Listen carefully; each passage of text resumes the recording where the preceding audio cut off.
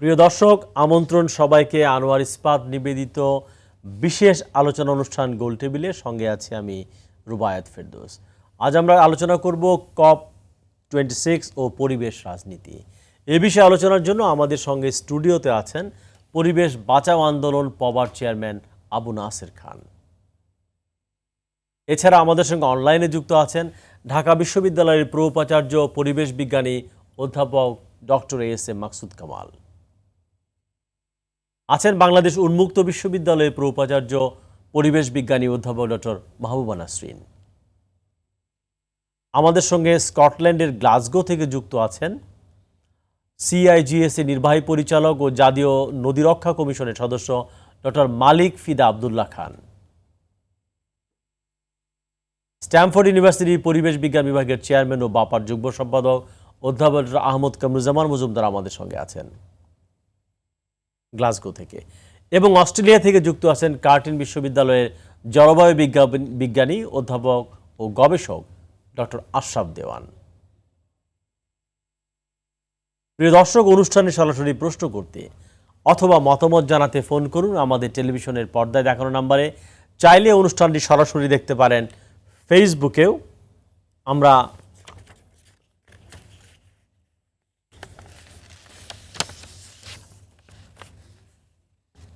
আমরা মূল আলোচনায় যাচ্ছি। আমি প্রথমে অনুরোধ করব আমাদের গ্লাসগো থেকে যিনি যুক্ত হয়েছেন ডক্টর মালিক ফিদা আবদুল্লাহ খান, একটু যদি আমাদেরকে আপডেট করেন সম্মেলন যেভাবে চলছে এখন পর্যন্ত, যে অর্জন, এবং অনেকে মনে করছেন যে সম্মেলন আসলে ব্যর্থ হতে চলেছে, আপনি কিভাবে দেখছেন ডক্টর মালিক ফিদা আবদুল্লাহ খান? ধন্যবাদ আপনাকে। আমি আজকে ইনফ্যাক্ট জাস্ট এসে পৌঁছালাম। কালকে থেকে ইনফ্যাক্ট আমি সম্মেলনে যোগদান করব।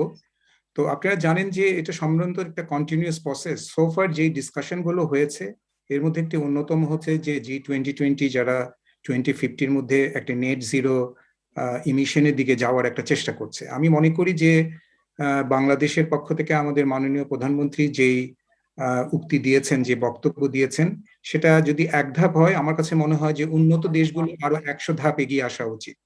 অতএব নেট জিরো কমিটমেন্টের দিকে আমাদের মতন উন্নয়নশীল দেশের চেয়ে উন্নত দেশ বিশ্বগুলোকে এগিয়ে আসা উচিত।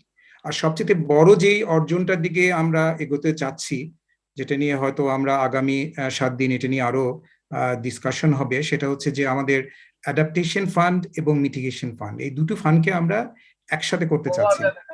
আমরা অ্যাডাপ্টেশন ফান্ডকে আলাদাভাবে চিন্তা করছি এবং মিটিগেশন ফান্ডকে আলাদাভাবে চিন্তা করছি। কিন্তু এর আগে যে প্রতিশ্রুতি ছিল দক্ষিণের দেশগুলোকে অর্থ সহায়তা, সেইগুলো তো পাওয়া যায়নি আসলে। এটা পুরোটাই কেবল বাগাড়ম্বর হচ্ছে কিনা আসলে? চায়না কিন্তু ঠিকমতো আসেনি, একটা ভিডিও রাশিয়ার অংশ নিতে চাচ্ছে না, এবং ব্রাজিলের প্রেসিডেন্ট যিনি বলেছেন যে তিনি অবকাঠামো বানাবেন, তাকে ক্ষতিপূরণটা দিতে হবে। তো এইটি তো অনেকে লিখছেন যে অলরেডি সম্মেলন ব্যর্থ হতে চলেছে, আপনি কিভাবে দেখছেন আসলে?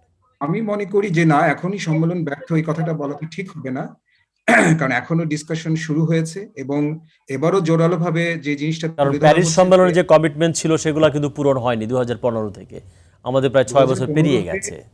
জি, 2015-তে যে প্যারিস এগ্রিমেন্ট হয়েছিল তারই ধারাবাহিকতায় কিন্তু প্রতিটা দেশ তাদের যে কতটুকু ইমিশন কমাবে সেটা কিন্তু একটা রিপোর্ট তারা দিয়েছে, যেমন বাংলাদেশও দিয়েছে।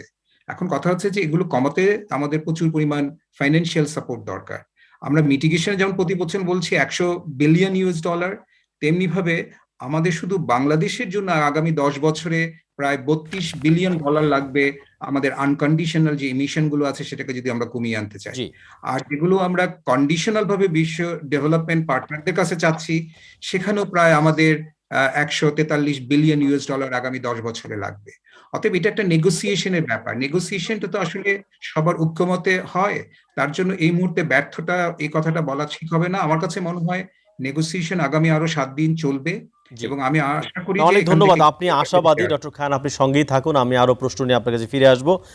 আরেকজন আমাদের সঙ্গে যুক্ত আছেন স্কটল্যান্ডের গ্লাসগো থেকেই বাপার যুগ্ম সম্পাদক অধ্যাপক ডক্টর আহমদ কামরুজ্জামান মজুমদার। ডক্টর মজুমদার, আপনি কতটা আশাবাদী এই সম্মেলন নিয়ে? আমি অবশ্যই আশাবাদী। একটু জোরে, could it be louder please, একটু জোরে প্লিজ, ক্যারি অন। আমি অবশ্যই আশাবাদী, আমি অবশ্যই এই সম্মেলন নিয়ে আশাবাদী। না, আপনি আশাবাদের ভিত্তিটা কি? আশাবাদের ভিত্তি কি একটু বলেন। আশাবাদের ভিত্তি অন্তত পৃথিবীর 104টি রাষ্ট্র গতকালকে একটা কমিটমেন্টে এসেছে যে তারা 2030-র ভিতরে পৃথিবীর যে বনায়ন ধ্বংসের যে ধারাটি সেটি করবে। এবং যদিও এখানে বাংলাদেশ পার্টি এখনো পর্যন্ত হয়নি, ইন্ডিয়াও হয়নি, কিন্তু যে পৃথিবীর 85 ভাগ বনের অধিকারী যেই 105টি রাষ্ট্র তারা কিন্তু অলরেডি কমিটমেন্ট করেছে। এবং খোদ আয়োজক রাষ্ট্র ব্রিটেন এটির জন্য প্রায় জি। $14 বিলিয়ন প্যাকেজ আর্থিক সহযোগিতা ঘোষণা করেছে। তো এখনো পর্যন্ত গত 4 দিনের এটি একটি অন্যতম সাকসেস বলা যায়। জি। না ডক্টর সামনের কামরুজ্জামান, দিনগুলোতে আপনি আরো জানেন যে অনেক পৃথিবীর 80 ভাগ বনাঞ্চল কেবল 3টি দেশ, একটা হচ্ছে ব্রাজিল, ইন্দোনেশিয়ার কঙ্গো, তাদের আসলে কমিটমেন্ট একটা বড় জায়গায় রয়েছে এবং ব্রাজিলের কমিটমেন্টের বড় ঘাটতি নিয়ে কিন্তু আলোচনা শুরু হয়েছে আসলে। আর বাকি 200 দেশ মিলে 15 ভাগ বনাঞ্চল আসলে। ব্রাজিল এই যে কমিটমেন্টের যে প্রমিস লিস্টে কিন্তু প্রথম সারিতে আছে, কঙ্গো আছে, আর ইন্দোনেশিয়া আছে। সব 85 ভাগ বনের অধিকারী তারা এই কমিটমেন্টে আছে। যদিও 2030 অনেকে বলছে যে এটি অনেক দেরি হয়ে যাবে, কারণ 9 বছরের একটি কিন্তু গ্যাপ রয়ে গেছে। জি। তো গ্রিন পিস এবং অন্যান্য পরিবেশবাদী সংগঠন কিন্তু বলছে যে এখনই গাছ কাটা বন্ধের বিষয়ে প্রমিসে আসতে হবে। জি, অনেক ধন্যবাদ প্রফেসর ডক্টর মাকসুদ কামাল। আপনি যদি বলেন, আপনি দুর্যোগ নিয়ে অনেক ধরনের কাজ করেন, বিশেষ করে বাংলাদেশের অবস্থা এবং যে গ্লাসগো সম্মেলন হচ্ছে, সব মিলিয়ে আপনি যদি একটু বলেন কিভাবে দেখছেন এই সম্মেলনকে বাংলাদেশের প্রেক্ষাপটে। ধন্যবাদ। ধন্যবাদ ফেরদৌস। আমি প্রথমেই বলছি যে আমরা প্যারিস সম্মেলনে বলেছিলাম যে বৈশ্বিক উষ্ণতা আমরা 1.5 ডিগ্রি সেলসিয়াসের মধ্যে সীমাবদ্ধ রাখার চেষ্টা করব। এখন এটি যদি 0.5 ডিগ্রি বাড়ে, সেলসিয়াসও বাড়ে, তাহলে বাংলাদেশের মতো দেশ, আমাদের একটা প্রকাশনা ইতিমধ্যে সায়েন্টিফিক জার্নালে, থিওরিটিক্যাল অ্যান্ড অ্যাপ্লাইড ক্লাইমেটোলজি জার্নালে প্রকাশিত হয়েছে। সেখানে আমরা দেখেছি যে বাংলাদেশে বন্যা এবং খরা দুটোই সমান্তরালে বাড়তে থাকবে। আমার প্রথম বিষয়টা হলো, আমি উন্নত বিশ্বগুলোর কাছ থেকে যেটা সবচেয়ে বড় প্রশ্ন, আমরা রাখলাম 1.5 ডিগ্রি সেলসিয়াস পর্যন্ত, কিন্তু এর মাঝে এতটুকুর মধ্যেই রাখতে গিয়েও যদি আমাদের মতো দেশগুলো ক্ষতিগ্রস্ত হয়, সেটা আমরা কিভাবে পুষিয়ে নিয়ে আসবো? তারপরেই তো হলো 1.5 ডিগ্রি সেলসিয়াস। এটা হলো নাম্বার 1। দ্বিতীয় প্রশ্ন হলো, ব্রাজিলের প্রেসিডেন্ট ইতিমধ্যেই বলেছেন সেখানে তার আরবানাইজেশন যদি বন্ধ করতে হয়, তাহলে সেই ক্ষতিপূরণ সে বিশ্বের কাছ থেকে চায়, বিশ্বের যে গ্লোবাল নর্থের কাছ থেকে সেই ক্ষতিপূরণ চায়। তৃতীয়ত হলো, আমরা 2020-তে যে কমিটমেন্ট করেছিলাম, যে গ্লোবাল নর্থ যে কমিটমেন্ট করেছিল তারা গ্লোবাল সাউথ ক্ষতিগ্রস্ত দেশগুলোর জন্য $100 বিলিয়ন তারা সেটি তারা দিবে ক্ষতিপূরণ হিসেবে। সেটি তো এই পর্যন্ত মাত্র $10 বিলিয়ন সেটি তারা এই ফান্ডটা তারা দিয়েছে। তো সুতরাং এই কমিটমেন্ট থেকে পরিষ্কারভাবে বোঝা যায় যে এই সম্মেলনের ভবিষ্যৎটাও কি হবে। এই ধরনের সম্মেলনে বিশ্ব নেতারা একত্রিত হয় বটে, কিন্তু কেউ পরবর্তীতে হয়তোবা বড় ধরনের চুক্তিতে স্বাক্ষর করে চুক্তি থেকে ফিরে আসার পরে কেউ কমিটমেন্ট অতীতে রেখেছে বলে সেটি আমাদের কাছে প্রতীয়মান হয় নাই। এবং তার একটা বড় বিষয় আপনাকে আমি বলছি, চীনের প্রেসিডেন্ট সেখানে জুমের মাধ্যমে, জুম ভার্চুয়াল প্ল্যাটফর্মে জয়েন করেছে শি জিনপিং। রাশিয়ার প্রেসিডেন্ট এখন পর্যন্ত জয়েন করেছে কিনা আমার ঠিক জানা নেই, জয়েন না করার কথা। তো এই অবস্থায় দাঁড়িয়ে ফসিল ফুয়েল সবচেয়ে বেশি ব্যবহার করে, যে কারণে গিয়ে কার্বন ডাইঅক্সাইডের ইমিশন সবচেয়ে বেশি হয়, সেই দেশটি হলো চায়না। এখন চায়না ফসিল ফুয়েল ব্যবহার করার পরে চায়নার কমিটমেন্ট যদি না থাকে, তারা যদি এই সম্মেলনে অংশগ্রহণ না করে, সবচেয়ে বেশি ইমিশন যে দেশটি করে, এবং যুক্তরাষ্ট্র সবচেয়ে বেশি যারা ইমিশন করে, সুতরাং তাদের কাছ থেকে আমাদের কমিটমেন্টের লেভেল থেকে পরিষ্কার অর্থে বোঝা যায় আমাদের মতো দেশগুলো যারা কার্বন ডাইঅক্সাইডের ইমিশন সবচেয়ে কম করে কিন্তু সবচেয়ে বেশি ভোগান্তির মধ্যে আছে, সেই দেশগুলোর অবস্থা কি হবে এই সম্মেলন থেকে বোঝা যায়। অনেক ধন্যবাদ অধ্যাপক মাকসুদ কামাল, আপনি সঙ্গেই থাকুন, আমরা আরো আসবো প্রশ্ন নিয়ে। অধ্যাপক ডক্টর মাহবুব নাসরিন, আপনি যদি একটু বলেন সব মিলিয়ে আপনি কিভাবে দেখছেন? ধন্যবাদ। আমরা বক্তব্য শুনছিলাম দুজন গ্লাসগো থেকে এবং একজন বিশেষজ্ঞ ঢাকা বিশ্ববিদ্যালয়ের উপাচার্য শিক্ষা। আমরা আসলে যে আলোচনা করছি সেটা হচ্ছে যে জলবায়ু পরিবর্তন নিয়ে বাংলাদেশের অবস্থা এবং বিশ্ব সম্মেলনে যারা যোগ দিচ্ছেন। এখন এই নেগোসিয়েশন শব্দটা আমরা ব্যবহার করছি সবসময়, কিন্তু যখন থেকে জলবায়ু পরিবর্তন সম্মেলন হচ্ছে সেটা আমরা দেখছি যে একই চিত্রই আমরা বারবার দেখছি। অর্থাৎ 2005 সাল থেকে 9 পর্যন্ত তো কোনো অগ্রগতি আমরা তেমনটা চোখে পড়েনি। শুধুমাত্র বাংলাদেশের মতো দেশগুলি যারা জলবায়ু পরিবর্তনের জন্য দায়ী না হয়েও তারা হচ্ছে ক্ষতিগ্রস্ত হচ্ছে, তারা সবকিছুর সামনের দিকে নিয়ে যেতে চাচ্ছে যাতে আমাদের ঝুঁকিটা আমরা কাটাতে পারি। কিন্তু দেখা গেছে যে প্যারিস চুক্তি, যেটা বাংলাদেশ বেশি গুরুত্ব দিচ্ছে, মাননীয় প্রধানমন্ত্রী বলেছেন COP25 এর পরে যে প্যারিস চুক্তি বাস্তবায়নের কোনো বিকল্প নেই। অর্থাৎ প্যারিস চুক্তিতেই কিন্তু প্রথমবারের মতো এই যে গ্লোবাল ওয়ার্মিং, যে আমাদের এই 1.5 ডিগ্রি সেলসিয়াসের বেশি যাতে না বাড়ে, উষ্ণতা যাতে না বাড়ে, তার জন্য সকলে সম্মত হয়েছিল। এখন এই চুক্তির মানে কি সেইটা নিয়ে আসলে এখন বেশি আলোচনা হচ্ছে। অর্থাৎ এই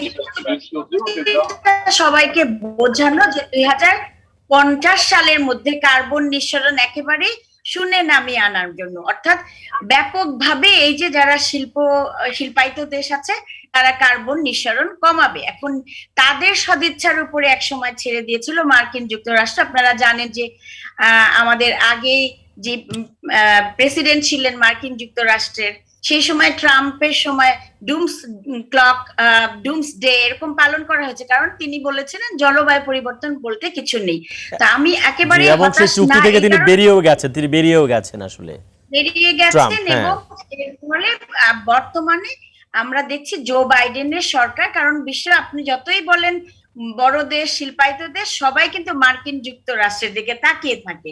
এবং তখন কিন্তু যে চায়না, যারা জলবায়ু পরিবর্তন বলেছিল যে আমরা 2030 সালের মধ্যে পারবো না, আমরা আরো 10 বছর নিব, এরকম কথা চায়না বলেছিল। কিন্তু দেখা যাচ্ছে যে এখন এই সম্মেলনে আমরা আশা করছি যে যেই দেশগুলি বলেছিল, বিশেষ করে যেই দেশগুলি বেশি কার্বন নিঃসরণ করছে, তারা কতটুকু প্রতিশ্রুতি রক্ষা করতে পারছে। এবং এই জন্য এই সম্মেলনটা গুরুত্বপূর্ণ, কারণ আমরা মনে করি যে প্যারিস চুক্তি যদি বাস্তবায়নের জন্য আমাদের মতো দেশগুলি আগের মতো ভূমিকা রাখতে পারে, অর্থাৎ বাংলাদেশ কিন্তু সবসময় সোচ্চার থাকে এবং বাংলাদেশকে গুরুত্ব দেওয়া হয়। আপনারা দেখেছেন যে বাংলাদেশকে কিভাবে ভালনারেবল বাংলাদেশ সভাপতিত্ব করছে ক্লাইমেট ভালনারেবল ফোরামের, এবং সেখানে আমাদের যে অভিযোজন প্রশমন কথাগুলি আসছে, সেখানে কিন্তু অর্থ একটা বড় বিষয়।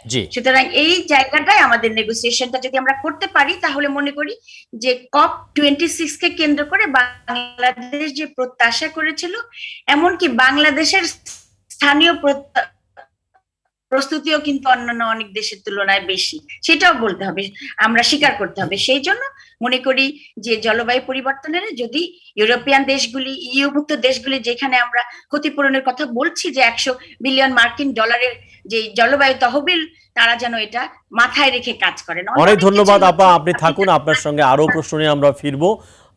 আমাদের সঙ্গে যুক্ত আছেন অস্ট্রেলিয়া থেকে ডক্টর আশরাফ দেওয়ান। আপনি যদি একটু বলেন আমাদেরকে, আপনি কিভাবে দেখছেন পুরো সম্মেলন এবং বাংলাদেশের প্রেক্ষাপটে, প্লিজ। জি ধন্যবাদ।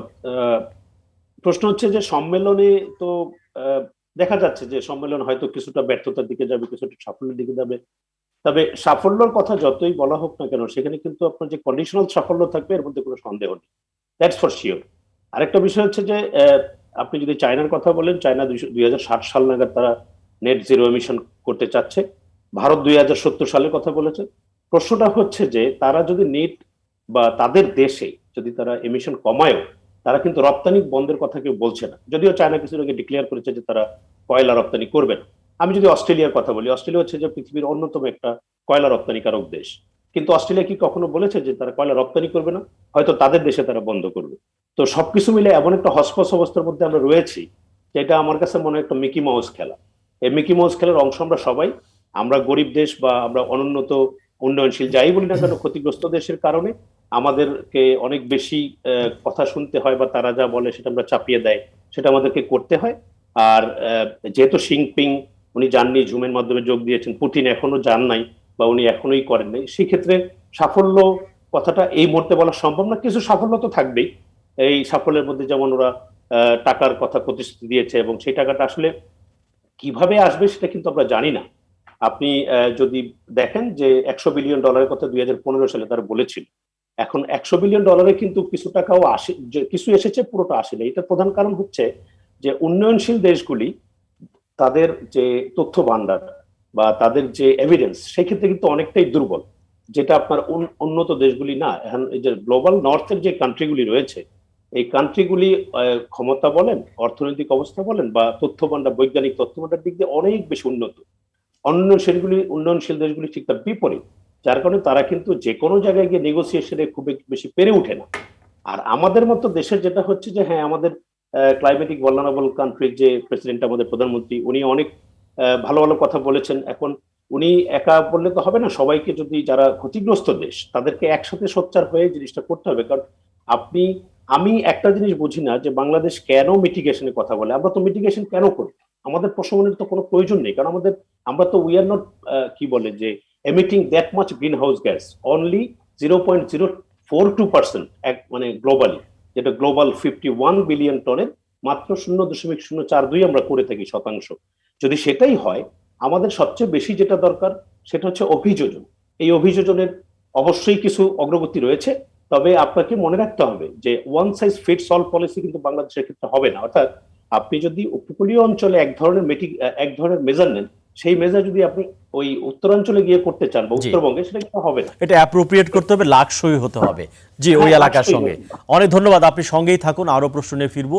স্টুডিওতে আছেন আমাদের পরিবেশ বাঁচাও আন্দোলনের আমাদের নাসের সাহেব, আপনি সবার বক্তব্য শুনেছেন, আপনি কিভাবে দেখছেন পুরো বিষয়টিকে? হ্যাঁ, আমি ওনাদের সাথে মোটামুটি একমত, তবে জিনিসটা একটু গ্লোবাল ইকোনমিক অর্ডারের দৃষ্টিকোণ থেকে এবং হিস্ট্রিক্যালি একটু দেখা উচিত। আপনি যদি দেখেন যে অধিকাংশ যে কার্বন এমিশন যেটা হয়েছে গ্লোবাল ওয়ার্মিংয়ের জন্য, মেজর কন্ট্রিবিউটর কিন্তু ডেভেলপড কান্ট্রিগুলো, তারা দীর্ঘদিন যাবৎ করে আসছে। ডেভেলপিং কান্ট্রি লাইক ইন্ডিয়া এবং চায়না সবে মাত্র তারা শুরু করছে, যদি ওই দিক থেকে যদি বলেন। সুতরাং মেজর কন্ট্রিবিউটার যারা, অর্থাৎ গ্লোবাল ওয়ার্মিংয়ের জন্য মূল দায়ী যারা, তারা কিন্তু ডেভেলপড কান্ট্রিগুলো আর কি, ইউরোপ এবং আমেরিকা, এবং এখন বললাম এরা। এখন এই যে ডেভেলপড কান্ট্রিগুলা যেগুলো আছে, তারা যে আন্ডার যে লিডারশিপ, যে গ্লোবাল ইকোনমিক অর্ডারে তারা কিন্তু কী রোল প্লে করতেছে সমস্ত জায়গাগুলো থেকে। এবং তারা যদি যে এই বিশেষ করে আমেরিকা একেবারে কর্পোরেট স্টেটে পরিণত হয়েছে, এবং এই কর্পোরেট স্টেটের যে তার যে চরিত্র, এই চরিত্রের মধ্যে থেকে যতদিন পর্যন্ত এই যে কর্পোরেট স্টেটের নেতৃত্বে অন্য রাষ্ট্রগুলো থাকবে, ততদিন পর্যন্ত আমরা শুধুমাত্র বাণিজ্যিকভাবে সফল এই যে কার্বন কমানোর জন্য যে টেকনোলজি, সেটা যতটুকু স্বার্থে ততটুকু করা হবে। এবং এখানে আরেকটা জিনিস বলে রাখা ভালো, যে তারা শুধুমাত্র এটাকে অপরচুনিটি হিসাবে দেখছে, নট যে আপনার যে এটাতে যে আপনার ক্ষতিগ্রস্ত হচ্ছেন, আপনার লাভ হবে সেই জন্য না। এটার উদাহরণটা যদি আপনি দেখেন, এর থেকে আসছে এই যে কোভিডে ভ্যাকসিন রাজনীতিটা থেকে যদি দেখেন, যে ভ্যাকসিনের থেকে শুধুমাত্র যদি ভ্যাকসিনটার ফর্মুলাটা উন্মুক্ত করে দিত, তাহলে লক্ষ লক্ষ, এই যে 50 লক্ষ লোক মারা যেত না, বা এই 25 কোটি মানুষ অসুস্থ হতো না, আরও অনেক কম হতো এবং অর্থনীতি ভালো থাকতো। কিন্তু শুধুমাত্র ওই কর্পোরেটের স্বার্থে তারা কিন্তু এটা করে নাই। অর্থাৎ এখানে মানুষ মরতেছে, সেইটাকে একটা তারা পুঁজি হিসাবে গ্রহণ করে করতেছে। একই রকমভাবে এখানেও ক্লাইমেট চেঞ্জটাকেও তারা এই পুঁজি হিসাবে দেখে, অপরচুনিটি হিসাবে আমেরিকাতে বাইরে গেছে, আবার আসছে তার ইকোনমিক স্বার্থে, কর্পোরেটদের স্বার্থে। কীরকম? তারা এই অপরচুনিটিটা মিস করতে চায় না। কেন মিস করতে চায় না? তারা এই যে ক্লাইমেট চেঞ্জের সাথে সম্পর্কযুক্ত নতুন নতুন টেকনোলজির বাজারটাকে তারা চায়না বা অন্য কান্ট্রির হাতে ছাড়িয়ে দিতে চায় না। সুতরাং এইটাকে ধরে রাখার জন্যই তারা মূলত এই এই ইয়েতে আসছে সেই না তাহলে জায়গায় ট্রাম্প কেন বেরিয়ে গিয়েছিল? ট্রাম্প বেরিয়ে গেছিল সেটা তারা ট্রাম্প হলো একটু উগ্র ইয়ে থেকে, আর ওই যে বললাম বর্তমান প্রেসিডেন্ট খুব না, সফটিকেটেড যে আপনি যে যুক্তি দিলেন যে এই কর্পোরেট ইন্টারেস্টের কারণে যদি বাইডেন আবার যুক্ত হয় তাহলে সেই ইন্টারেস্টের সেই কারণে থেকে তারা- কেন ট্রাম্প চলে গেল আসলে? হ্যাঁ হ্যাঁ, না তার সুবিধা ট্রাম্প তো এতটা পলিসিগত পারে নাই সেই জায়গাটা, আর সে বাইডেন কিন্তু খুব বৃহত্তর দৃষ্টিকোণ থেকে আমেরিকার স্বার্থটাকে, কর্পোরেটদের স্বার্থটা দেখে। কীরকম? এই যে যেমন ধরুন সবাইকে খেপায় তুলছিল এই ইয়েতে ট্রাম্প, যার ফলে কিন্তু আমেরিকার ক্ষতি হয়েছে। কিন্তু সে এখন যেটা চাচ্ছে যে তার যে টেকনোলজিগুলা, হ্যাঁ এই যে তার টেকনোলজিগুলা যাতে তার টেকনোলজির মার্কেটে যাতে থাকতে পারে সেই জায়গায়, এক বহির্বিশ্বে সারা বিশ্বের সাথে তাল মিলাইয়া কিছু একটু দান করবে কিংবা কিছু একটা করবে করিয়া সমস্ত বিশ্বের মার্কেটটাকে যাতে কন্ট্রোল করতে পারে, এটা তার এক। দুই নম্বর হলো ইন্টারনালিও যেহেতু এটা খুব একটা পপুলার ইস্যু, সেইটাকে ধরে রাখার জন্য এবং এই যে জনগণের টাকাটা কিছু মাত্র এই যে ক্লাইমেট চেঞ্জের কেবল কি মার্কিন যুক্তরাষ্ট্র, এখন দেওয়ার তো জন্য চায়না তো হচ্ছে গ্লোবাল মার্কেট কন্ট্রোল করে, 800 কোটি লোকের ফ্যাক্টরি বলা হয় চায়নাকে, যে 800 কোটি লোকের সব ধরনের প্রোডাক্ট বানাচ্ছে চায়নাতে। জি জি, এবং কার্বন এমিশনে দেখেছেন নাম্বার 1-এ চলে গেছে চায়না। হ্যাঁ এটা ভবিষ্যতের জি, দৃষ্টিকোণ। শুধু আমেরিকাকে গালাগালি করলে কি সমাধান হবে? না না, আমি বলতেছি আমার কোন জায়গায় আসতেছি আমি সেই জন্য আমাদের পাশে ভারতও 4 নম্বরে চলে জি, গেছে। আমি সেই জায়গায় বলছি যে আমরা কিন্তু এই যে ইউরোপও আছে সেখানে আছে। এখন আমি কথাটা বলতেছি এই জন্য যে কর্পোরেট স্টেটের নেতৃত্বে, যেমন এই কর্পোরেশন ইয়েতেও আছে, ইউরোপেও আছে, কিন্তু ওরা কিন্তু কর্পোরেট স্টেট না। চায়নাতে আছে, তারা কিন্তু কর্পোরেট স্টেট না, তারা জনগণের কাছে অনেক বেশি দায়বদ্ধ। ওইখানে শুধুমাত্র এই যে দেখেন এই যে কোভিডের কারণে এই যে দেখেন কি এই যে সবচেয়ে পৃথিবীর ধনী দেশ 7 লক্ষ লোক মারা যাচ্ছে সেইখানে, বুঝেন? তার এই যে কর্পোরেট স্বার্থ, এই যে মেডিকেল বাণিজ্যের এতটা মোহ যে কর্পোরেটদের স্বার্থের কারণে তারা কিন্তু এটা চায়না কেন কর্পোরেট বলছে না? Corporate- আমাদের বলা হচ্ছে যে আমি corporate এখনো state পর্যন্ত আর কোভিড corporation- যেটা বললেন সোর্স সেই স্টাডি করতেই তারা দেয় নাই। না না, আমি বলতেছি সেটা আলাদা প্রশ্ন। WHO এর না সেই প্রশ্ন আপনি নিয়ে আসেন, না, সেজন্য আমি বললাম। বলতেছি আমি সেই মানে জায়গায় আপনি আমেরিকাকে গালি দিয়ে তারা চায়নাকে কিন্তু- না, বাঁচাতে আমি কেন শুধু চাইছেন? আমেরিকাকে গালি দিচ্ছি না, আমি আবারও বলছি যে বলতেছি যে এটা আমাদের ইউরোপও পুরনো কিন্তু তারা বামদের করতেছে। সমস্যা কিনা সে আলোচনা আমরা যাবো। ডক্টর খান, আপনি যদি একটু আলোচনা এগিয়ে নেন, আসলে যতটুকু আলোচনা হয়েছে যে উনি মার্কিন যুক্তরাষ্ট্রকে যেভাবে দেখছে চায়নাকে সেভাবে হয়তো দেখার চেষ্টা করছে না, আসলে দেখুন, এতে সমাধান হবে কিনা আসলে আমাদের? না দেখুন, সমাধান তো আমি আগেই বলেছি, এটা তো আপনারা জানেন কতগুলো ইন্টারন্যাশনাল নর্মস আছে যে প্রতিটা দেশকে ঐক্যমতে পৌঁছালেই কিন্তু আপনাকে একটি সমাধানের দিকে যেতে হবে। যেমন প্যারিস এগ্রিমেন্টে যে কান্ট্রিগুলো সাইন করেছিল তারই কমিটমেন্ট হিসেবে কিন্তু বাংলাদেশ আপনার একটা এনডিসি সাবমিট করেছে, যেখানে UNFCCC যে আমরা কতটুকু ইমিশন আমরা কমাবো। অতএব প্রতিটা কান্ট্রিকে কিন্তু আপনাকে সেখানে তার সদিচ্ছা থাকতে হবে। এখন এখানে যদি আমরা শুধু কমিটমেন্ট করে যাই এবং সদিচ্ছা যদি আমাদের না থাকে, তাহলে তো আমরা কখনোই এখানে আসতে পারবো না। তার জন্য কিন্তু আবার আমাদের এই নেগোসিয়েশনকে বন্ধ করে দিতে হবে না। আমরা যদি ব্যর্থ মনে করে এখান থেকে সরে আসি, তাহলে কিন্তু আমরা আরো পিছিয়ে গেলাম। নেগোসিয়েশনের একটা প্রিন্সিপালই হচ্ছে এটাকে কন্টিনিউয়াস, এটা রাখতে হবে। এবং আমি বিশ্বাস করি যে তার জন্য যতটুকু এখানে আমাদের সাফল্য হোক না কেন, বা যতটুকু আমরা আশা করব অবশ্যই অনেক বেশি, হয়তো আমরা সেই পরিমাণে পাবো না, কিন্তু সবচেয়ে বেশি যে জিনিসটা আমার কাছে মনে হয় বাংলাদেশ থেকে বলা উচিত, যে আমাদের যে প্রতি বছর যে কমিটমেন্টটা করেছিল যে প্রতি বছর $100 বিলিয়ন দেওয়া হবে এবং অ্যাডাপ্টেশনের জন্য, সেটাকে যেন আমরা এনশিওর করতে পারি। এবং আমাদের সেটাই কিভাবে করা যায়? আমরা জানি যে পৃথিবীতে এখনো কোনো সুপ্র অথরিটি নাই যে স্টেটগুলোকে বাধ্য করতে পারে। আমরা যখন এই দায়িত্বশীলতা, গুডউইল, এইসব খুব গির্জার শব্দ, ফাদারদের চার্চের শব্দ, সেগুলো যখন কাজ করছে না, পালাও তখন বলছে আমি ডুবে যাচ্ছি, আসলে প্যাসিফিকের অনেক আইল্যান্ড ডুবে যাচ্ছে। তার জন্য তো হচ্ছে যে একদম হাই টাইম। তো সেইটা কতদিন নেগোসিয়েশন হবে, কতদিন দায়িত্ব হবে, ওর তো জীবন শেষ হয়ে যাচ্ছে। সেইটা কি কতটুকু ভাবছি আমরা আসলে? আমার কমিটমেন্ট সেটা কতটুকু আছে বিশ্বের কাছে? না, 2015-তে যে আমরা প্যারিস এগ্রিমেন্ট করেছি সেটা কিন্তু একটা মূল সূত্র, এবং সেই সূত্র দিয়ে এবং সেটা আমরা বাস্তবায়ন করি নাই, আসলে সেটা বাস্তবায়ন করি নাই আমরা। সেখানে আমাদেরকে প্রেসার দিতে হবে। আমরা যদি যারা ক্লাইমেট ভালনারেবল কান্ট্রিজ, যেহেতু আমাদের বাংলাদেশ ক্লাইমেট ভালনারেবল কান্ট্রিজকে রিপ্রেজেন্ট করছে এবং সভাপতিত্ব করছে, এবং এখানে আমাদের এই ফোরাম থেকে কিন্তু প্রেসার দিতে হবে। এবং তো এরকম ধরনের যদি আমরা ফোরাম করে জোরালো ভাবে আমরা যদি প্রেসার দিতে পারি, আমি মনে করি যে এখানে কিছুটা হলে সাফল্য আসবে। জি, ডক্টর মজুমদার, আপনি যদি বলেন যে কি ধরনের স্ট্র্যাটেজি নেওয়া যেতে পারে আসলে যাতে তাদেরকে বাধ্য করবার জন্য, কারণ সেই ক্ষমতা আসলে দক্ষিণের দেশগুলো খুব বেশি আমরা দেখতে পাচ্ছি না। জি, আপনাকে আনমিউট করতে হবে, প্লিজ আনমিউট করতে হবে। ধন্যবাদ। Carry on. এখানে একটা বিষয় আমাদেরকে খুব ভালোভাবে খেয়াল রাখতে হবে, অন্যান্য সায়েন্সের অন্যান্য সেক্টরের মতো ক্লাইমেট সায়েন্সটা না। ক্লাইমেট চেঞ্জ শব্দটাই যখন আসে তখনই 25 থেকে 30 বছরের একটা বড় ইয়ার গ্যাপের একটা বিষয় আছে। সো রাতারাতি ক্লাইমেট চেঞ্জ রিলেটেড বিষয়গুলো প্রমাণ করা এবং কম্পেনসেশন চাওয়া, এই জিনিসগুলো রাতারাতি হয়ে উঠবে না। এখানে তিনটি শব্দ খুবই গুরুত্বপূর্ণ, একটি ক্লাইমেট চেঞ্জ, একটি ক্লাইমেট সায়েন্স এবং আরেকটা ক্লাইমেট পলিটিক্স।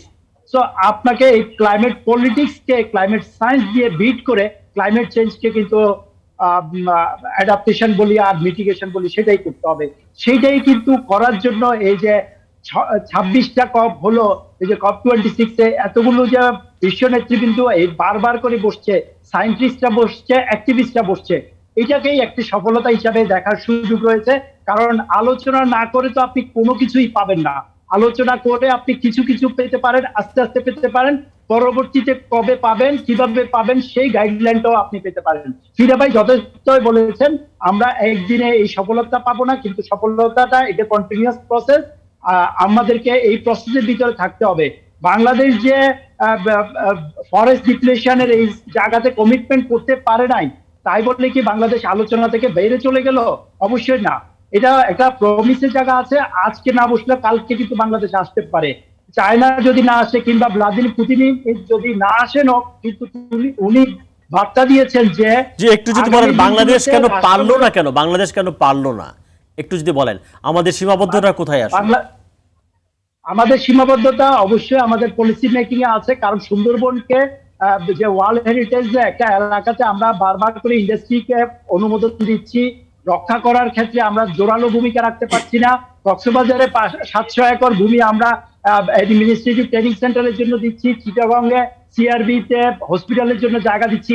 সব বৃক্ষ রক্ষা বা বন রক্ষার জন্য আমাদের সর্বশেষ কতগুলো কমিটমেন্টের ঘাটতি আছে, সেই ঘাটতিগুলো পূরণ না করে আমরা সরাসরি আন্তর্জাতিক এরিনাতে প্রমিসের জায়গাতে চলে গেলে রাষ্ট্র একটি বিব্রতকর অবস্থায় থাকবে সম্ভবত, সেটি চিন্তা করে এখনো পর্যন্ত কমিটমেন্টে যাওয়ার নাই। কিন্তু বাংলাদেশে যারা স্বরাষ্ট্র মন্ত্রণালয়ের বা আমাদের পরিবেশ মন্ত্রণালয়ের যারা এসেছেন, তারা আমাদেরকে বলছেন যে বাংলাদেশ নীতিগতভাবে সেখানে যাবে, তবে হয়তো একটু সময় নিচ্ছে।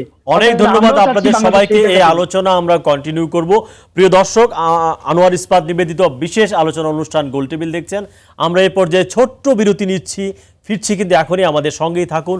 আমরা কথা বলছিলাম COP 26 ও পরিবেশ রাজনীতি। সঙ্গে থাকুন, ফিরছি এখনই।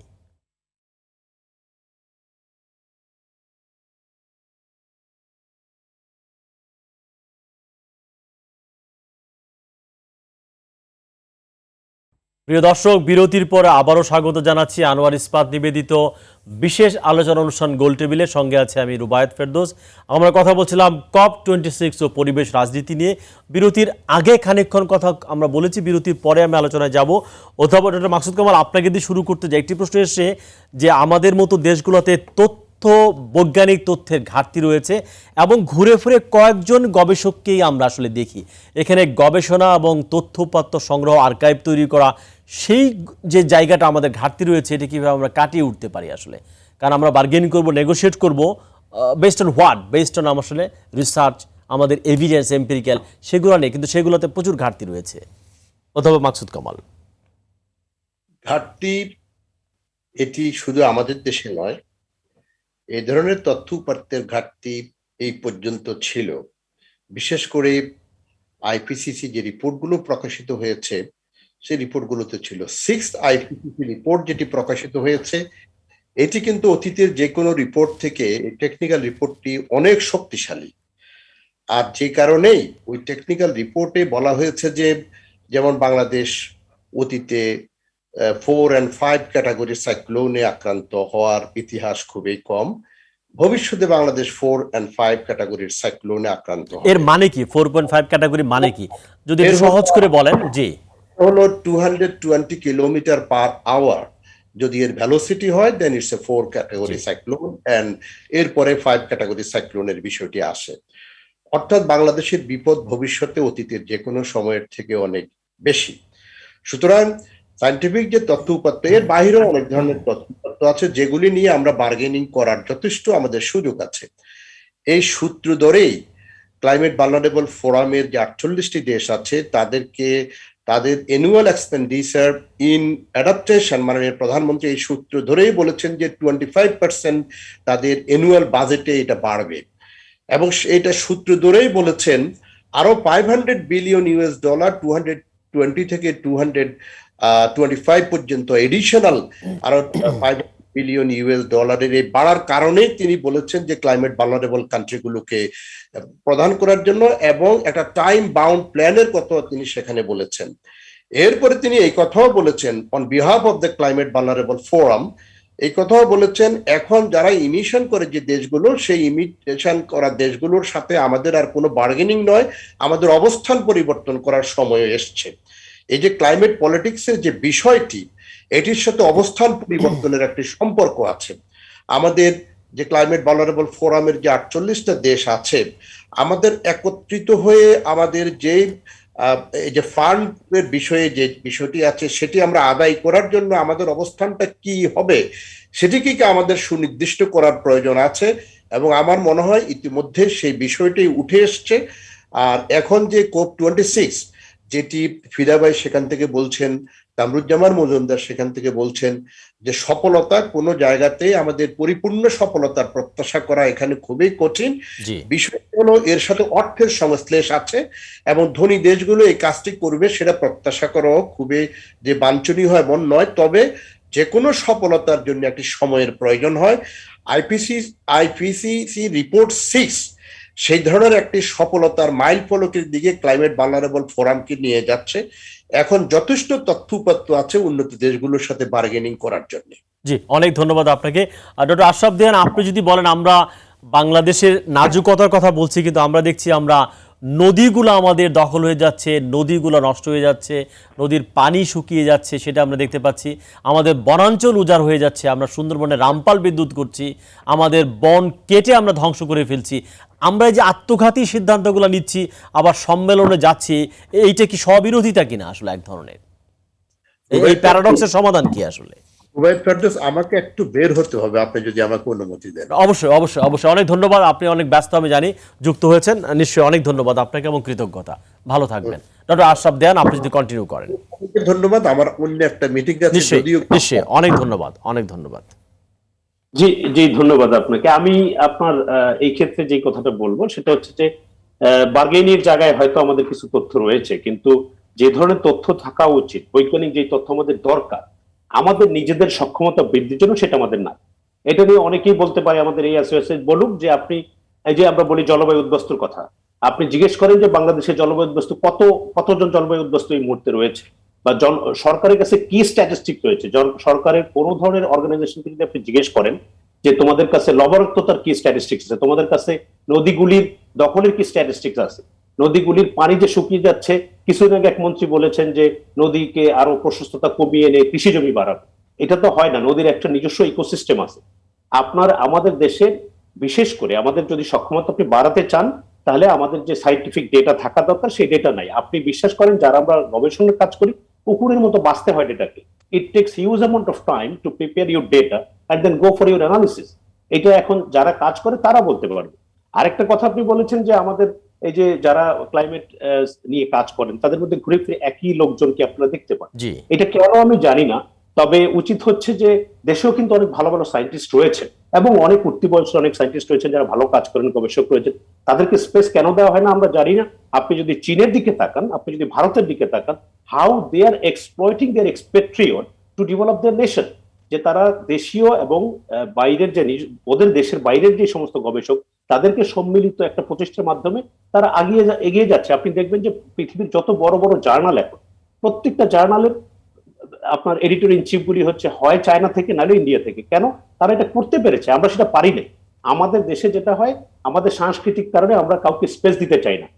জেনারেলি হিউম্যান বিং কখনোই সমালোচনা পছন্দ করে না, হয়তো আমরা এটাতে আরেকটু বেশি সংবেদনশীল, যার কারণে আমরা কখনো কাউকে করতে পারি না, কিন্তু আমার মনে হয় দেশি এবং বিদেশি যে এক্সপেট্রিয়ট যারা রয়েছে তাদেরকে স্পেস দিয়ে সরকারের একটা ক্ষেত্র, সরকারের কাজটা হচ্ছে একটা ক্ষেত্র তৈরি করে দেওয়া।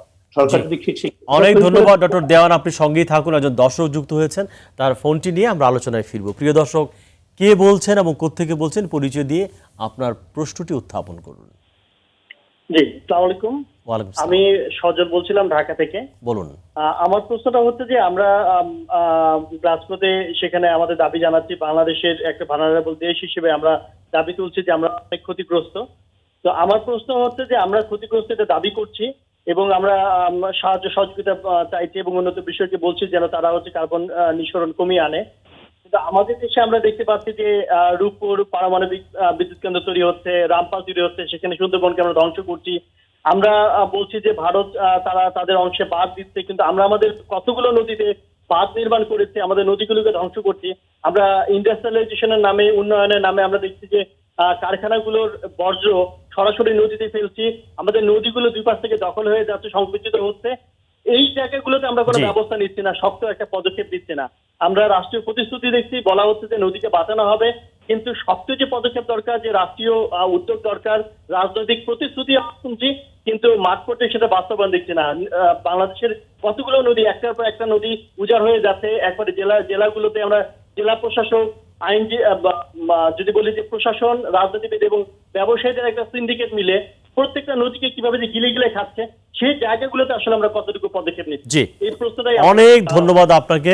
আমার মনে হয় যে খুব মানে হৃদয় থেকে সে তার কথাগুলো বলেছেন। নাসির ভাই, আপনি যদি বলেন, যেহেতু আপনারা এটা নিয়ে কাজ করেন, আমাদের দর্শক যে প্রশ্নগুলো নিয়ে এসেছে, না এইটা নিয়ে আগে বলেন আপনি, তারপর আমরা যাব। নিঃসন্দেহে আমাদের এই যে নদীগুলাকে বা নদীর ইকোসিস্টেমটাকে এবং পরিবেশটাকে রক্ষা করেই কিন্তু আমাদের করতে হবে। সেটা আমরা করছি কিনা? না, আমরা করতে পারতেছি না। সোজা কথায় আমরা করতে পারতেছি না। যতটুকু হওয়া দরকার ছিল অতটুকু হচ্ছে না সেই জায়গায়। এটা হলো বাস্তবতা। জি। এখন কেন হচ্ছে না সেটা হলো গ্লোবাল ইকোনমিক অর্ডারটাও কিন্তু একটা কারণ। আমাদের মতো দেশগুলোতে শুধুমাত্র ডার্টি ইন্ডাস্ট্রিজগুলোই আসে। এই যে এখানে বললাম যে ওই যে বিশ্ব রাজনীতির একটা গ্লোবাল ইকোনমিক অর্ডারের কারণে শুধু আমাদের দেশে না, প্রত্যেকটা দেশেই বা চায়নাতেও ইনিশিয়াল স্টেজে শুধুমাত্র এই যে নোংরা ইন্ডাস্ট্রিগুলাই আমাদের মতো দেশগুলোতে আসছে, সেই সমস্ত দেশগুলো এটার কারণে। এবং আমরা যদি ইন্ডাস্ট্রিগুলো আবারও বলছি যে সরকার এখানে করতেছে না, সক্ষমতা যতটুকু আছে তাতেও যতটুকু করতে পারতেছে না। আবার একটা ইন্ডাস্ট্রি যদি আপনি বন্ধ করে, এই যে অনেকগুলা আপনার কাপড়ের কারখানা আছে, তারা কিন্তু এখন গ্রিন করছে, কিন্তু করার পরেও এডিশনালি কোনো ধরনের বেনিফিট, সোশ্যাল কমপ্লায়েন্স এবং এনভায়রনমেন্টাল কমপ্লায়েন্স থাকা সত্ত্বেও এডিশনাল কোনো বেনিফিট কিন্তু ডেভেলপ কান্ট্রিগুলোর থেকে আমরা পাচ্ছি না সেই জায়গায়। আমি বলতেছি যে এই গ্লোবাল ওয়ার্ডিং ওয়ার্ডারের কারণেই কিন্তু আমাদের ডার্টি ইন্ডাস্ট্রিজগুলো আসতেছে সেই জায়গাগুলোর থেকে। এখন আমি যেটা বলতেছি যে আপনি যদি এইটার সাথে আবার এই ক্লাইমেট চেঞ্জের সম্পর্কটা কিন্তু খুব একটা বেশি নাই। আমি আবারও বলছি এখানে আমাদের এফেক্টেড হচ্ছে আমরা সাংঘাতিক রকমভাবে, স্থানীয়ভাবে আমাদের বাংলাদেশের প্রায় প্রত্যেকটা নাগরিকই নানান রকমভাবে এই স্থানীয় পরিবেশ দূষণ বিপর্যয়ের শিকার হচ্ছে, কিন্তু নানান ফর্মে নানানভাবে। কিন্তু এটার সাথে ক্লাইমেট চেঞ্জের সম্পর্কটা কিন্তু খুব একটা বেশি না, আবারও বলছি সেখানে, কিন্তু আমরা এখানে এফেক্টেড হচ্ছি। এখন আমি যেটা বলতে চাচ্ছিলাম যে ক্লাইমেট রাজনীতির যে দুইটা দিক আছে, একটা হলো যে সবচেয়ে বেশি দরকার হলো কার্বন এমিশন কমাইতে হবে। যদি কার্বন এমিশন না কমাইতে পারি তাহলে আমাদের মতো দেশগুলো ভালনারেবিলিটি আরও সাংঘাতিক রকম বেড়ে যাবে সেই জায়গায়। এটা সবাই আমরা কম বেশি জানি। সেখানে ডেভেলপ কান্ট্রিগুলো কিন্তু খুব বেশি করতেছে না, শুধুমাত্র কর্পোরেশনের স্বার্থে যতটুকু টেকনোলজি, নতুন টেকনোলজি করে যতটুকু পারে ততটুকু সেটা, কিন্তু স্টেট ইম্পোজ করে যেটা করা দরকার সেটা কিন্তু তারা এখানে করতেছে না বা করবেও না সেই জায়গার কারণে। বা তারা যদি টেকনোলজিক্যাল সাপোর্টটাও দিত বিভিন্ন ডেভেলপিং কান্ট্রিগুলোতে যেগুলা, সেইটা পর্যন্ত দিচ্ছে না নানান ফর্মে, কিনেও পর্যন্ত নিতে পারতেছে না চায়না কিংবা ইন্ডিয়া কিংবা অন্য অন্য অনেক কান্ট্রি, রাশিয়াও পারতেছে না সেই জায়গায়। আমি বলতেছি এই জায়গায় এনে একটা রাজনীতি এক। 2 নম্বর হলো যে আমাদের যদি মিটিগেশন করতে হয়, যে অ্যাডাপ্টেশন করতে হয়, তাহলে বিরাট একটা ফান্ডের দরকার। এই ফান্ডে তারা কমিটমেন্ট দিচ্ছে, কিন্তু কমিটমেন্টে কিন্তু কোনো সময় এই টাকাটা কিন্তু অধিকাংশ ক্ষেত্রে দেখা যাচ্ছে যে পাওয়া যাবে না। $100 বিলিয়ন কি খুব বেশি তাদের কাছে? না, এই ধরুন এই অস্ত্রই বিক্রি করে কয়েক ট্রিলিয়ন ডলারের, বা এখান থেকে যে ক্লাইমেট চেঞ্জের যে থেকে যে কর্পোরেশনগুলো সেখান থেকে ট্রিলিয়ন ডলারের ব্যবসা নিতেছে, কিন্তু 100 বিলিয়নটা খুব বড় না, কিন্তু এটাও পাওয়া যাবে না এখানে। সেই জন্যই আমরা বলছি যে এই অ্যাডাপ্টেশনটা আমাদের নিজস্ব ক্যাপাসিটির মধ্যে থেকেই করতে হবে। হ্যাঁ, আমরা অবশ্যই সেটা এই যে ক্লাইমেট চেঞ্জ কনফারেন্সে আরও বেশি করে যোগদান করা, বেশি মানুষকে নিয়ে অংশগ্রহণ করা, নানান ফর্মে করা দরকার।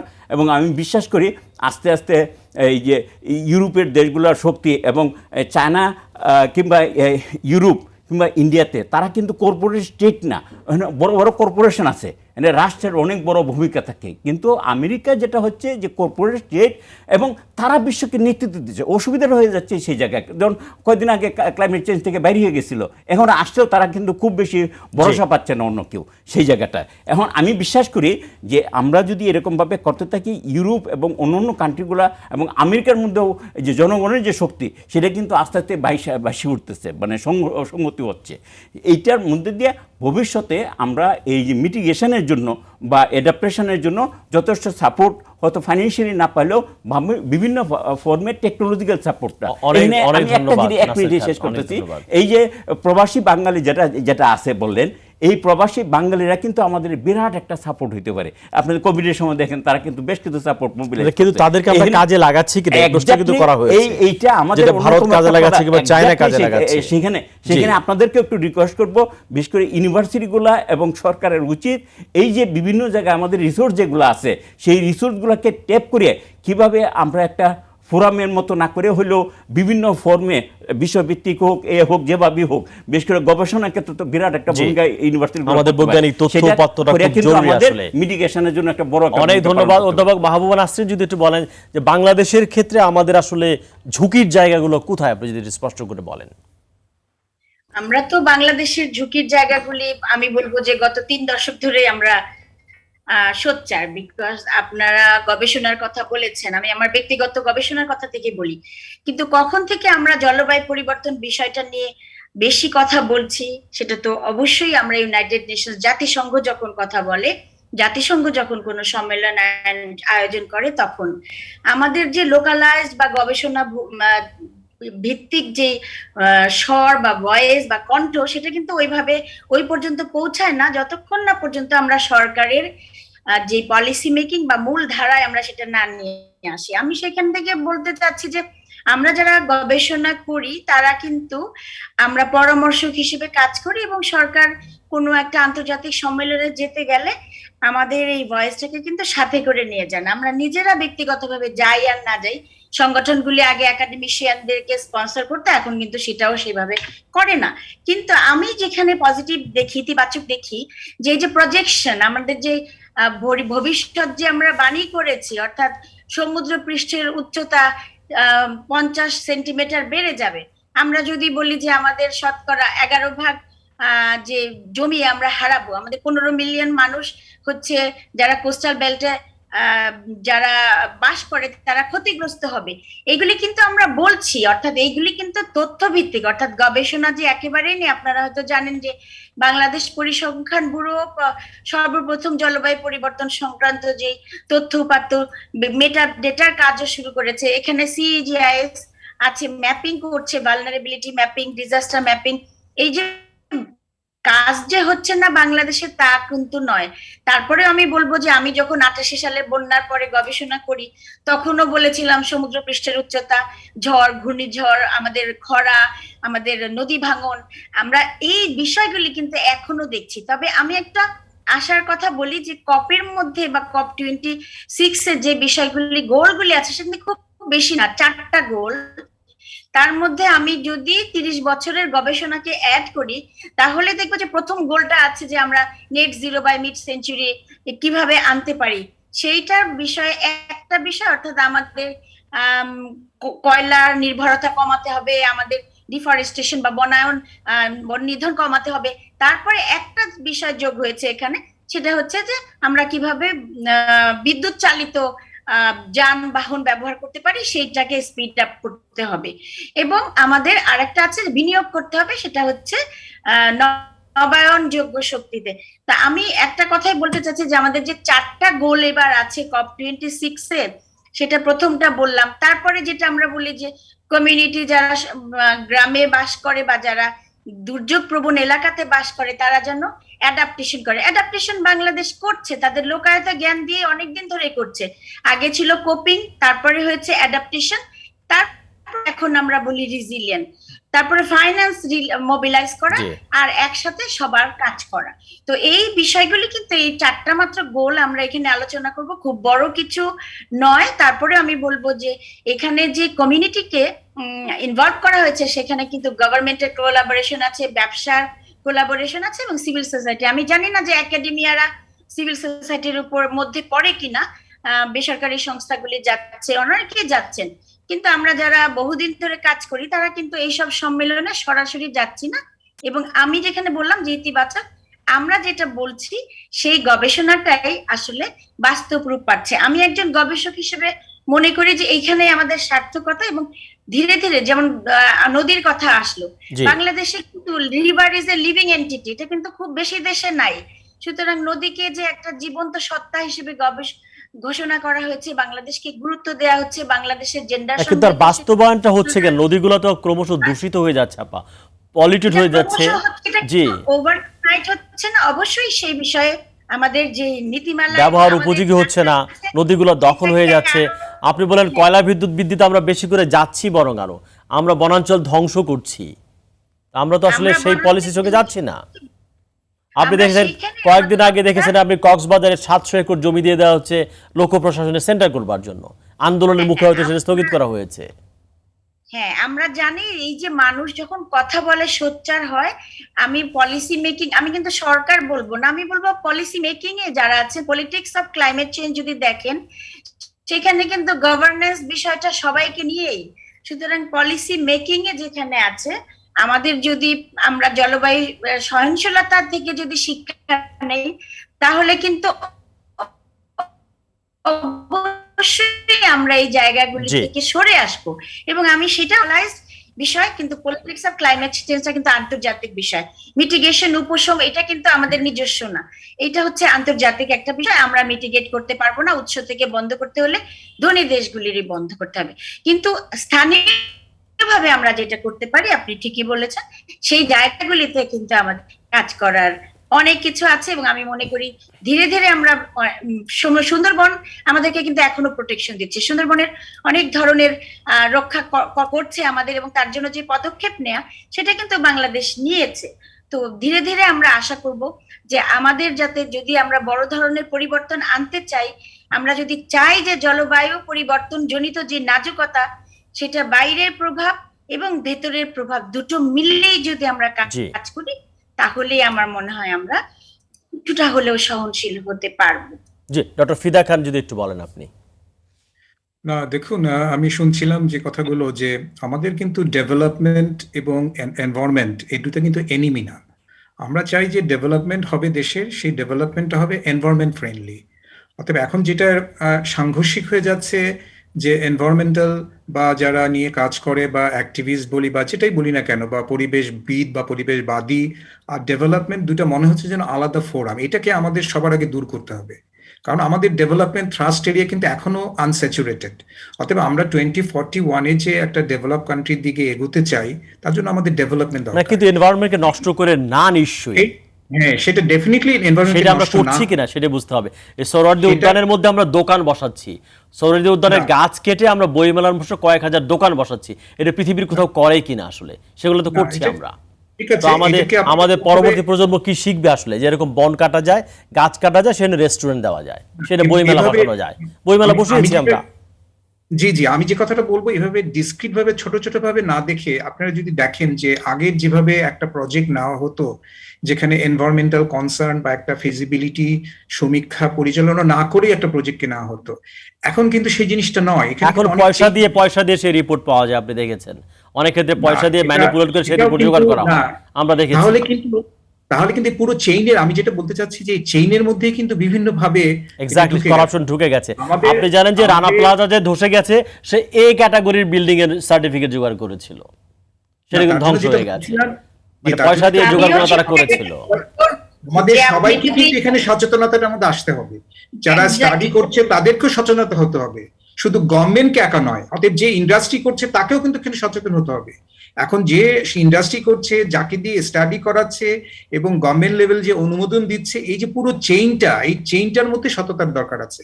এখন যদি আমি একটা প্রাইভেট সেক্টরে একটা ইন্ডাস্ট্রি যে করবে তার মধ্যে যদি অসততা থাকে এবং যে স্টাডিটা সম্পাদন করছে তার মধ্যে যদি অসততা থাকে, তাহলে তো এই সব বিষয়গুলো আপনি চেক অ্যান্ড ব্যালেন্স দিতে পারবেন না। তার জন্য ওয়ান সাইডেড ভাবে কারণ না আপনি দেখে দেখেছেন এটাকে- বাংলাদেশের একটা প্রকল্প নিয়ে ইউনেস্কো থেকে শুরু করে সিভিল সোসাইটি থেকে শুরু করে সবাই কিন্তু প্রতিবাদ করেছে, ফল কিন্তু হয়নি, আসলে চলছেই সেইভাবে। না, সেটার আমি বলবো, সেটা দেখুন সেই ইউনেস্কোর এবং সেখানে একটা প্রকল্প না, দেখা গেছে অনেক কয়েকশো প্রকল্প শুরু হয়েছে, হাউজিং শুরু হয়ে গেছে, প্লট বিক্রি হচ্ছে সেই দিকে, সেগুলোকে সামনে রেখে। আমি থামাতে পারেনি কেউ সুন্দরবনের কিন্তু। সুন্দরবনের কথা যেহেতু আপনারা বললেন, সুন্দরবনের ইউনেস্কোর পরিপ্রেক্ষিতে কিন্তু সেখানে একটা স্ট্র্যাটেজিক এনভায়রনমেন্টাল অ্যাসেসমেন্ট তৈরি করা হয়েছে এখানে, এবং সামগ্রিকভাবে সেখানে কি ধরনের ব্যবস্থাপনা দেওয়া দরকার সেটার কিন্তু সামগ্রিকভাবে একটি নির্দেশনা এখানে এসছে। অতএব কিছু যে হচ্ছে না ব্যাপারটা কিন্তু তা নয়। আমরা যদি ঢালাও ভাবে এভাবে বলে থাকি যে হ্যাঁ ডেভেলপমেন্ট হচ্ছে সুন্দর, পরিবেশকে ক্ষতি করে, সেই জিনিসটা কিন্তু আমি বলবো যে সঠিক নয়। তবে আমাদের যে জিনিসটা দরকার, যে প্রতিটা প্রজেক্টের ব্যাপারে নেওয়ার আগে আমাদের এনভায়রনমেন্টাল ইম্প্যাক্ট অ্যাসেসমেন্ট এবং পরিবেশ সমীক্ষা করে, এবং এর পরিপ্রেক্ষিতে যেটা যে ধরনের মিটিগেশন, সেই মিটিগেশনকে নেওয়া হচ্ছে কিনা, এবং পরবর্তীকালে মনিটরিংটা ইজ ভেরি ইম্পর্টেন্ট। আমাদের যেটা হয় যে আমাদের একটা স্টাডি হয়, কিন্তু ডক্টর দেওয়ান কিছু যোগ করতে চেয়েছেন, একটু যদি বলেন প্লিজ। আমি যেটা বলতে চাচ্ছি সেটা হচ্ছে যে আপনারা অনেকবার বলছেন, প্রথম থেকেই বলছেন যে আমরা কি বলে উন্নত দেশ থেকে ফান্ড পাচ্ছি না, ওরা কমিটমেন্ট করছে। আমাদের দেখেন, আমাদের সবচেয়ে বড় সমস্যা হচ্ছে যে আমাদের যে ফান্ড, সেই ফান্ড নিয়ে কিন্তু ব্যবস্থাপনা কোনোভাবেই বলতে পারবেন না যে স্বচ্ছ কোনো ব্যবস্থাপনা কোথাও হয়েছে। ক্লাইমেট চেঞ্জ ট্রাস্ট ফান্ড হয়েছে, সেই ট্রাস্ট ফান্ডে কয়েকদিন পর আপনি পেপারে দেখবেন যে অর্থের তসরুপ হয়, দুর্নীতি হয়। এখন যখন উন্নত বিশ্বগুলি দেখে যে আমি যেই, কারণ উন্নত বিশ্বের প্রত্যেকটা সরকার তার দেশের মানুষের কাছে দায়বদ্ধ, তারা টাকাটা কিভাবে ব্যবহার করছে, কারণ এটা জনগণের ট্যাক্সের টাকা। এখন জনগণের ট্যাক্সের টাকা যখন উন্নত দেশ অনুন্নত দেশকে দিবে বা উন্নয়নশীল দেশকে দিবে, উন্নত দেশের জানার অধিকার আছে যে সেই টাকাটা ঠিক মতো ব্যবহার করা হচ্ছে কিনা। যদি সেটা না হয় তাহলে then you cannot commit anything, বা ইউ ক্যানট আস্ক যে আমাকে টাকা দেন। আপনি, আমাদের দেশের প্রবলেমটা হচ্ছে যে কোনো কিছুতেই দুর্নীতি। এখন এই যে আমাদের কিন্তু দ্বিচারিতা রয়েছে, আমরা একসাথে বলছি যে আমরা কার্বন রিডিউস করব, আমি আবারও বলছি এবং আমি দায়িত্ব নিয়ে বলছি যে বাংলাদেশের মিটিগেশন করার কিছু নাই, কারণ বাংলাদেশের যে কন্ট্রিবিউশন টুয়ার্ডস কার্বন এমিশন সেটা খুবই নেগলিজেবল। আমাদের যেটা দরকার সেটা হচ্ছে অ্যাডাপ্টেশন। আবার কিছু কিছু লোক আছে তারা বলছে যে আমাদের লস এন্ড ড্যামেজ কখন করবে। আপনি যে কোনো ক্লাইমেট চেঞ্জ পলিসিতে যদি যান, লস এন্ড ড্যামেজ হচ্ছে যখন আপনার অ্যাডাপ্টেশন ফেল করবে। আমাদের অ্যাডাপ্টেশন এখনো ফেল করেনি, তাহলে আপনি কেন লস এন্ড ড্যামেজের কথা নিয়ে আসতেছেন এইখানে? এখন আমাদের হচ্ছে কি, ভ্রান্ত কিছু নীতি কিছু কিছু মানুষ চাপিয়ে দেয়, চাপিয়ে দিলে গভর্নমেন্টকে বিভ্রান্ত করে ফেলে। আর সেই সাথে যোগ হয় আপনার এই যে দুর্নীতি। এই দুর্নীতি তো যে কোনো বিষয় আপনি দেখতেছেন প্রতিদিন পেপারে একটাই হচ্ছে দুর্নীতি। নদীর কথা বলছিলেন আপনি, গত সপ্তাহে দেখবেন যে সিলেটের এক জায়গায় প্রশাসনের সহায়তায় নদী ভরাট করে ফেলছে ওইখানকার এক প্রভাবশালী লোক। কই সেটা তো সেখানে আমরা তো বাধা দেইনি। এখন সেই আমাদের সরকারের উচিত হচ্ছে যে পরিবেশকে বাঁচিয়ে তারপরে উন্নয়ন করা। পরিবেশকে কখনো তার শত্রু দেখা ঠিক না। পরিবেশ যদি না থাকে, আমাদের দেশের প্রধান প্রবলেম হচ্ছে আমাদের জনসংখ্যা। এত ছোট একটা দেশে এত জনসংখ্যা, সেই কারণে কিন্তু ভালনারেবিলিটি বেশি। আদারওয়াইজ কিন্তু ভালনারেবিলিটি থাকতো না, মানে অতটা লেভেলে থাকতো না যে লেভেলে আমাদের এখন হচ্ছে। আমাদের এই উন্নত দেশের যে তহবিল দেওয়ার কথা, সেই তহবিলটা তারা দিতে পারছে না বা দিচ্ছে না, কারণ তারা জানতে চায় হোয়াট ইজ ইউর এভিডেন্স, যে আমরা বলছি এই হবে। আমি তো বললাম যে আপনি একটা সরকারি অর্গানাইজেশনে গিয়ে বলেন যে where is your climate refugees, give me the number of climate refugees that you have. Nobody can give, not only this one. আপনি জিজ্ঞেস করেন সিজিএস এর, উনি আসেন এখানে, যে আমাদের যে নদীগুলির সেডিমেন্ট কতটা হয়, পলি কতটা পড়ে কোন কোন বড় বড় নদীতে, নাই, স্ক্যাটার টপিক। তো ডেটা যদি না থাকে, আপনার এভিডেন্স ভিত্তিক বৈজ্ঞানিক সমাধান যদি, বৈজ্ঞানিক তথ্যভিত্তিক কথা যদি আপনি বলতে না পারেন, you cannot convince first world countries, that's for sure, because they are getting this money through tax. Doctor Majumdar যদি একটু বলেন। ডক্টর মজুমদার, যে আমি এই সাথে যোগ করতে চাই যে গবেষণার বিষয়ে গুরুত্ব দিই। আপনারা জানেন বাংলাদেশের পক্ষ থেকে উদ্বোধনী দিনে ডক্টর সলিমুল হক স্যার যে বক্তৃতা দিয়েছেন, উনি সর্বশেষ যে জায়গাতে বিশ্ব নেতৃবৃন্দের দৃষ্টি আকর্ষণ করেছেন সেটি কিন্তু উনি বাংলায় শব্দটা বলেছেন গবেষণা, পুরো আপনি উনি বাংলায় বলেছেন। তো আমাদের যে পর্যাপ্ত তথ্য উপাত্ত অনেক সময় ঘাটতি থাকার কারণে শুধু যে বাংলাদেশে তা না, অন্যান্য অনেক দেশও কিন্তু চলে আসছেন এই ফোরামে আলোচনা করার জন্য তথ্য উপাত্ত পর্যাপ্ত না নিয়ে। তো গবেষণা করে যদি আমরা এখানে আসি তাহলে আমাদের কথা বলতে অনেক সুবিধা হবে। সেই সাথে আরেকটি বিষয় হলো অর্থ প্রাপ্তির যে নেগোসিয়েশন চলছে সেটির সাথে সাথে এই দুর্দলমানতাও কনফিউশনও আছে যে প্রাপ্য, যদিও এখনো কেউ কোনো অর্থ পায় নাই, কিন্তু অর্থ প্রাপ্তির পর সে অর্থটা যথার্থ লোক ভার্নারেবল পিপলের জন্য খরচ হবে কিনা সেটিও কিন্তু নিশ্চিত করার বিষয়ে এই ফোরামে কিন্তু যথেষ্ট আলোচনা হচ্ছে। জি আচ্ছা, নাসির আমি ভাই। একটু বলতে চাচ্ছি আশাস সাহেবের সাথে অন্য অনেক বিষয়ের সাথে একমত, কিন্তু একটা জায়গায় এক করছে যে দুর্নীতির কারণে আমাদেরকে ফান্ড দিবে না, এইটার সাথে সম্পর্ক নাই। দুর্নীতির সাথে, দুর্নীতি যদি সবচেয়ে বেশি হয় ডেভেলপ কান্ট্রিগুলোতে সবচেয়ে বেশি হয়। আমি আবারও বলছি যে দেখেন আমেরিকাতে সবচেয়ে বেশি হয়, $2 ট্রিলিয়ন হেলথে খরচ হয়। সবচেয়ে খারাপ ব্যবস্থা এই দুর্নীতির কারণে। আমি কিন্তু আমি বলছি detail- আমি কারণে আমি দিবে না সেটা বলি না, হ্যাঁ, স্বচ্ছ আমি বলছি ব্যবস্থাপনাটা যে দরকার। এটার সাথে যে ফান্ড দেওয়ার সাথে সম্পর্ক এটা না। তারা ডেভেলপ কান্ট্রিগুলা ফন্দি ফুকর খুঁজে যে কীভাবে না দিবে। এই যে আপনি তো অনেক সময় যুক্ত ছিলেন, এই যে দেখেন ইয়েগুলা আমাদের গার্মেন্টসগুলা যখন সোশ্যাল কমপ্লেন্স করছে, তারা কি এডিশনাল কোনো কিছু দিছে না? সেই জায়গাগুলোতে তারা কমিটমেন্ট করে ইরানকে কিছু করছে, করে নাই। সেটা হলো বাস্তবতা।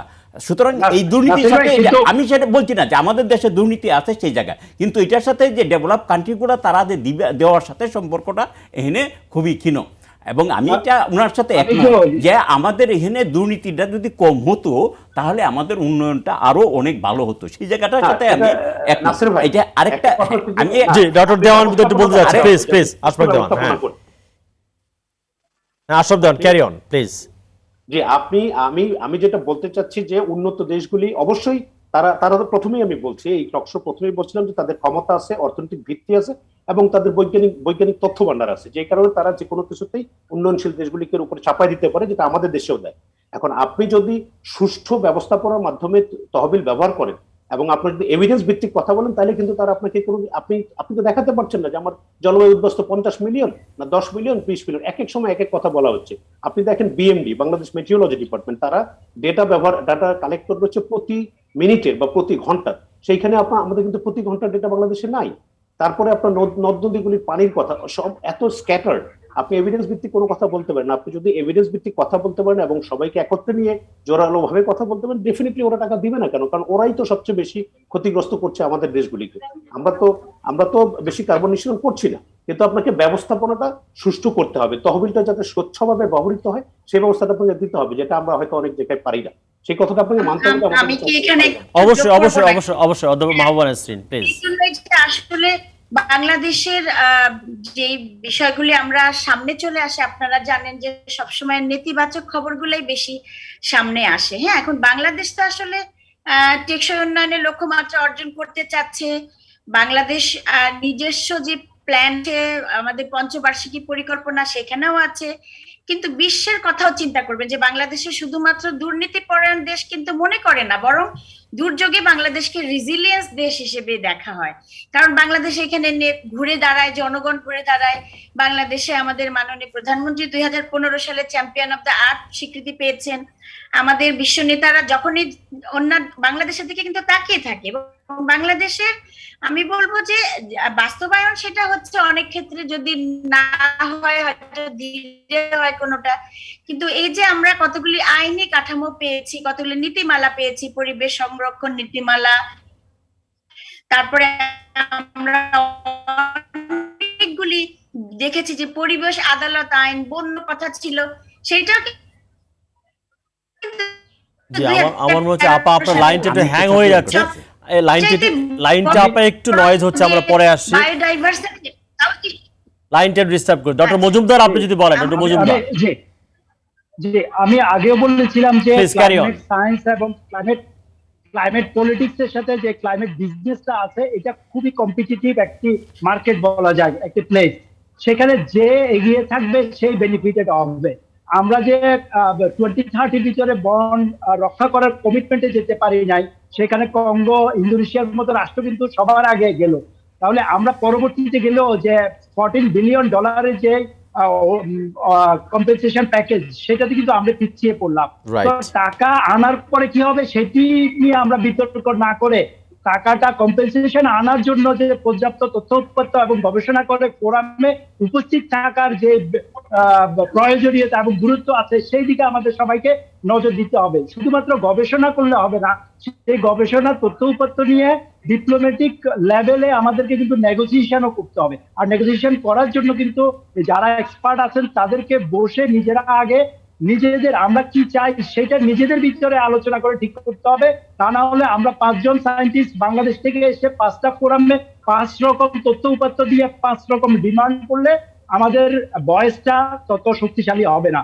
আগামী দিনগুলোতে, এটা 26তম কপ যাচ্ছে, কিন্তু আগামী কপ যেটা সম্ভবত মিশরে হবে, আমাদেরকে কিন্তু এখন থেকে রেডি থাকতে হবে। আমরা যত কথাই এইভাবে টক শোতে বা বিভিন্ন ফোরামে বলি না কেন, আমাদের প্রত্যেকের এক একটি সেক্টর আছে যারা আমরা এনভায়রনমেন্ট নিয়ে কাজ করি, তারা আমাদের তথ্য উপাত্ত নিয়ে আগামী বছরের জন্য রেডি হই। আমরা ওই দিন যাতে আমাদের টক শোতে শুধু না বলে আমরা যাতে প্র্যাকটিক্যালি উপস্থিত থেকে মন্ত্রণালয় অধিদপ্তরকে আগে থেকে ইনপুট দিই এবং যাতে আমাদের স্ট্র্যাটেজিটা আমরা যথাসময় যথাস্থানে আমরা উপস্থাপন করতে পারি, সেই জন্য আমাদের এখনই প্রস্তুতি গ্রহণ করতে হবে। কারণ মনে রাখতে হবে, আবার বলছি, এটি খুবই কম্পিটিটিভ একটি জায়গা, এটা বিজনেস তো আছে, পলিটিক্সও আছে, আমাদেরকে পিছিয়ে থাকলে হবে না। জি আমি নাসির ভাই একটু বলতে চাচ্ছি, নিশ্চয়ই।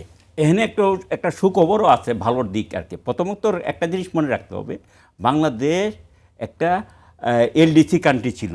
এলডিসি কান্ট্রি থেকে মাত্র গ্রাজুয়েশনে আসছি নিম্ন মধ্যবিত্ত আয়ের। সুতরাং এই যে এলডিসির যে বৈশিষ্ট্যগুলা সবগুলোই কিন্তু বিদ্যমান, এটা শুধুমাত্র অর্থনৈতিক দিক থেকে না, এই অন্য সমস্ত দিক থেকে।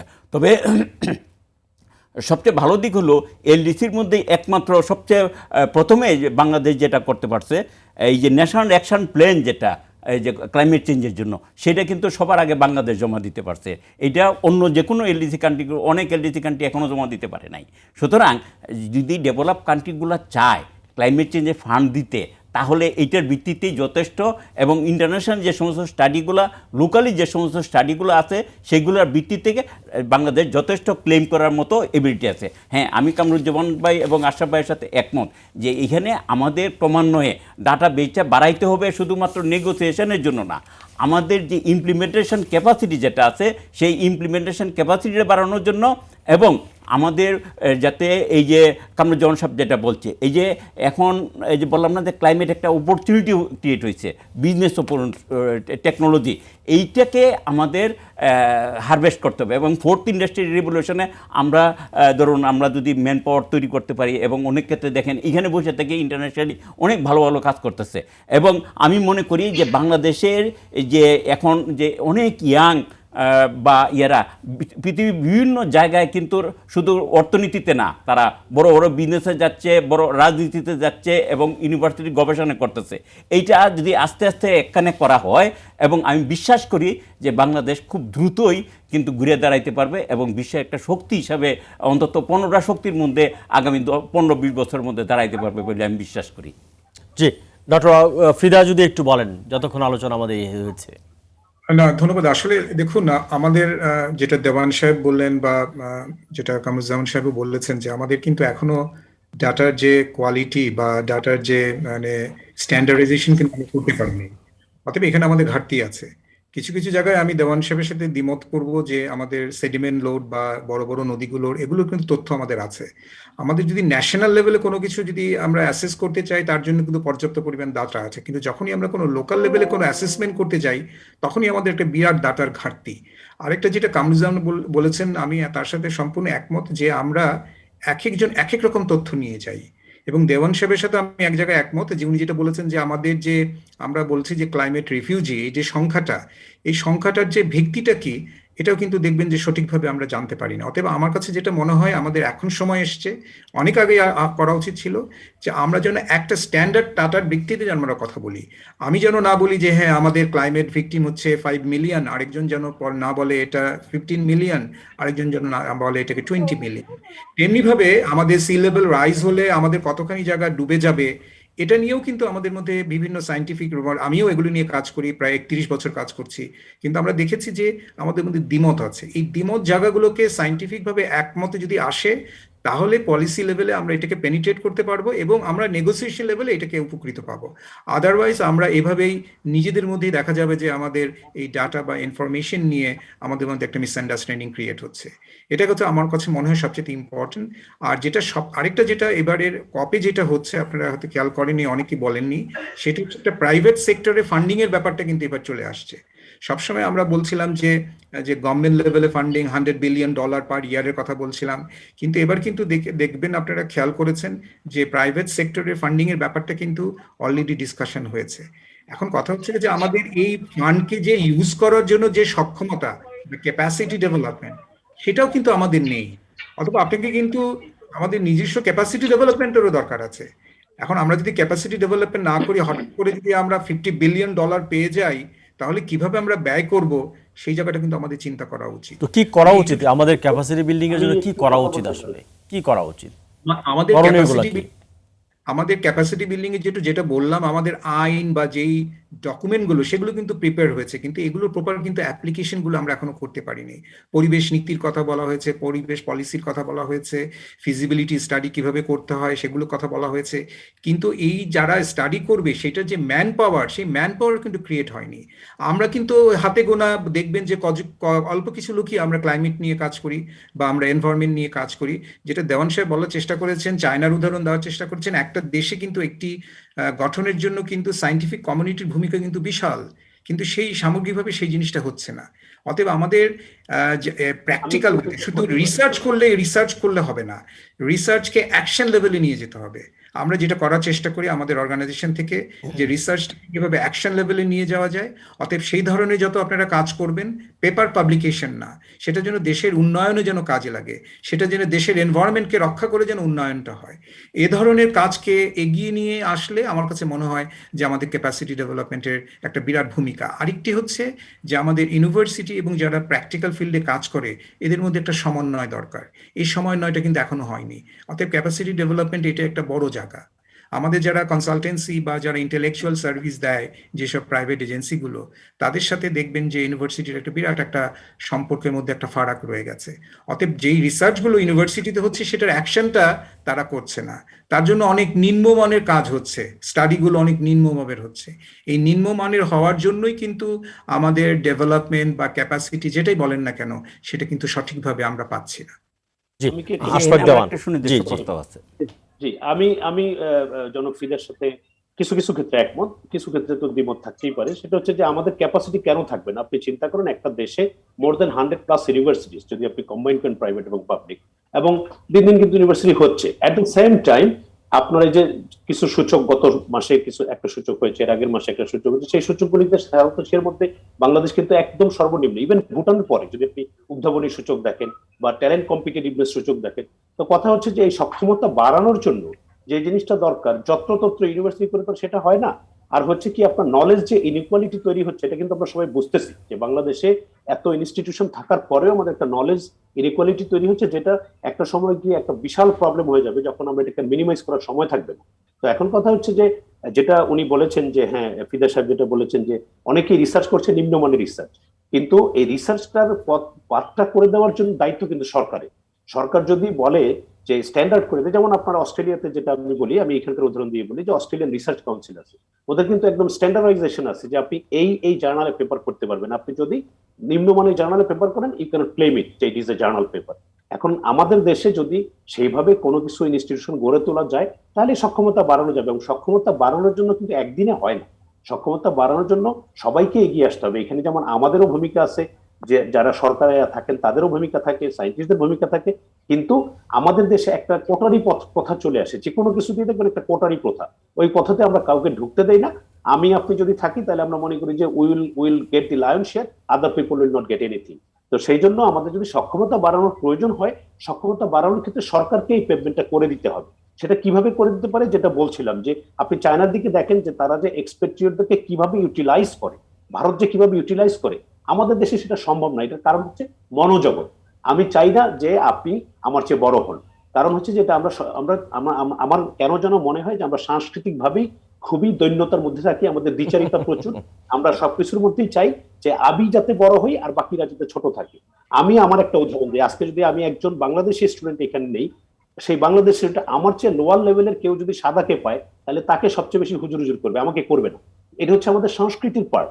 তা আপনি যদি আমাকে স্পেস না দেন, ধরেন কথার কথা আমি ফিদা ভাইয়ের কথাই বলি, উনি যদি মনে করেন যে উনি আমাদেরকে ইউটিলাইজ করবেন ওনার সিজিএস এ টু ডেভেলপ দি অর্গানাইজেশন, আমি সিজিএস এর ব্যাপারে অনেক কিছু জানি, আমি অনেক সময় একসাথে কাজ করেছি, এখন ওনারা কিন্তু সেটা করতে পারেন, কিন্তু উনি করতে চাইলে হয়তো অন্য জায়গা থেকে প্রবলেম আসবে। সেটা কি বাধা দেওয়ার মানে সেটাকে ওভারকাম করার মতো ক্ষমতা ওনার আছে কিনা আমি জানি না, আমি বলছি একটা হাইপোথেটিক্যাল কথা। তো সেই জন্য সরকারের উচিত হচ্ছে এক্সপেট্রিয়টদেরকে ইউজ করে, দেশের মধ্যে অনেক ভালো ভালো রিসার্চার রয়েছেন, তাদেরকে সম্মিলিত সমন্বয় করে যদি একটা সক্ষমতা তৈরি করা যায়, এটা ব্যাংক করেন আপনি যে কার কি কোন জায়গায় কার কি এক্সপার্টিজ আছে, তাদেরকে সেভাবে ইউটিলাইজ করেন। আমি মনে করি যে আপনারা আমরা যারা বাংলাদেশি বিদেশে থাকি, তাদের দেশপ্রেম দেশে যারা থাকি তাদের চেয়ে অনেক বেশি। আমি কিন্তু কাউকে ছোট করছি না, দেশপ্রেম বলতে তারা কাজ করতে চায় দেশের জন্য। সেই সুযোগটা যদি এই যে ওনাদের মতো লোকজনরা করে দেয় ওনাদের সক্ষমতা বাড়ানোর জন্য, আমি আপনাকে বলি আমি আমার বিভাগে পড়ানোর জন্য বলেছি যে আমি ফ্রি পড়াবো, আমাকে কেউ সেই সুযোগ দেয় না, কিন্তু তারা মনে করে আমি হয়তো অন্য কিছু চিন্তা করি, করে না। কিন্তু আপনি যদি দেখেন যে আপনার সেই জন্য সক্ষমতার প্রশ্ন যখন আসে, আমাদের সক্ষমতা দিন দিন কিন্তু অক্ষমতায় পরিণত হচ্ছে, এটা স্বীকার করে না করে অ্যাটলিস্ট সূচকগুলি তাই বলে। সেই জন্য আমাদের উচিত হচ্ছে সবার মধ্যে একটা সমন্বয় তৈরি করা। এই সমন্বয় তৈরি করার দায়িত্ব কিন্তু সরকার নিতে পারে এবং সেই সুযোগটা তৈরি করে দিতে পারে। মাহবুবা আপা একটু বলবেন কিনা যে সে ঢাকা বিশ্ববিদ্যালয়ে পড়াতে চেয়েছে আর তাকে পড়ানোর সুযোগ দিচ্ছে না, এটা তো আমাদের জন্য খুবই লজ্জার ব্যাপার হচ্ছে। কেন এই দীনতা, কেন এই হীনমন্যতা আমাদের? যে এটা আসলে আবার সেই লোকালাইজ ইভেন্টের মধ্যে হয়ে যায়, হয়তো সেই বিভাগে এরকম আছে। আমরা কিন্তু যেসব নতুন, যেমন আমি যদি বলি ইনস্টিটিউট অফ ডিজাস্টার ম্যানেজমেন্ট, আমরা যখন ফাউন্ড করি তখন কিন্তু আমাদের লোকই পাওয়া যাচ্ছিল না এবং সরকার নিজে থেকে এগিয়ে এসেছিল, সারা বাংলাদেশে খুঁজে বেরিয়েছিল যে কারা হচ্ছে এখানে এক্সপার্ট আছে যারা ডিজাস্টার ম্যানেজমেন্ট নিয়ে আমাদেরকে ট্রেনিং দিতে পারে। তো সেই হিসেবে কিন্তু আমরা আবিষ্কৃত হয়েছি, একেবারে যে কোনো জায়গা থেকে ড্রাইভ দেওয়া হয় না সেটা নয়। তো সেখান থেকেই কিন্তু আমরা এই যে এক্সপার্টিস তৈরি হলো, সেখান থেকে একটা সেন্টার হলো, সেখান থেকে ইনস্টিটিউট হলো, এটা কিন্তু পর্যায়ক্রমে হয়েছে। এবং আমি এখানে যেটা বলতে চাচ্ছি যে আমরা ঢাকা বিশ্ববিদ্যালয়ে কিন্তু একটা পদক্ষেপ নিয়েছে যে এইখানে যদি মনে করা হয় যে তারা বাইরে পড়াচ্ছে, বিভিন্ন বিশ্ববিদ্যালয়ে পড়াচ্ছেন, আমি এরকম হায়ার করে এনেছি এবং তারা আমাদের এখানে একটা সেমিস্টার পড়িয়েছেন বিকজ ইউনিভার্সিটি চাচ্ছে। তো সব জায়গায় বোধহয় একই সময় সমস্যা হচ্ছে না। আমি যদি সরকারি পর্যায়ে বলি তাহলে সব মন্ত্রণালয় আবার একরকম না, বাংলাদেশের জলবায়ু পরিবর্তনের জায়গায় চলে যায়। আমি যেখানে গ্যাপটা দেখি সেখানে হচ্ছে যে বাংলাদেশেই মনে হয় একমাত্র যে জলবায়ু পরিবর্তন, পরিবেশ আর দুর্যোগ ব্যবস্থাপনা, এটা দুটো আলাদা মন্ত্রণালয়। হ্যাঁ, তা আমি যেখানে দুর্যোগ ব্যবস্থাপনা মন্ত্রণালয়, দুর্যোগ যদি হয় একটা ফলাফল, জলবায়ু পরিবর্তন হচ্ছে একটা কারণ। হ্যাঁ, কিন্তু এইখানে আমি গ্যাপটা দেখি অ্যাজ এ রিসার্চার, যে আমাকে মনে করা হচ্ছে আমি দুর্যোগ ব্যবস্থাপনা বিশেষজ্ঞ গঠন করেছি, তখন কিন্তু আমরা নিজেদেরকে আলাদাভাবে দেখিনি। আমি এই জায়গাটা একটা মনে করি যে আমাদের এই যে আলাদাভাবে দেখা হওয়ার প্রবণতাটা, এবং বিভিন্ন জায়গাতে তো বিভিন্ন ধরনের একটা অবস্থান থাকে, হয়তো ব্যক্তিগত কারণে কেউ কারো হয়তো আমন্ত্রণ জানাচ্ছে না, কিন্তু বাংলাদেশ এক্সপার্ট খুঁজে বেড়ায়, বার্তাও হয়। তারপর আমি বলবো যে আমাদের বাংলাদেশে এখন বিশেষজ্ঞ প্রয়োজন, এবং আমরা যখনই জানতে পারবো, আবার নিজেরটা নিজে না বললেও হয় না, অনেক সময় বলার প্রয়োজন হয়, বা আমি যে চলে গেছি তাদেরকে ফিরিয়ে আনারও কিন্তু বাংলাদেশ চেষ্টা করে। এবং আমি দেখেছি ইন্টারন্যাশনালি কিন্তু বাংলাদেশ অনেকটা সহায়তা নিচ্ছে, বিশেষ করে আমরা বিশ্ববিদ্যালয় পর্যায়ে দেখি।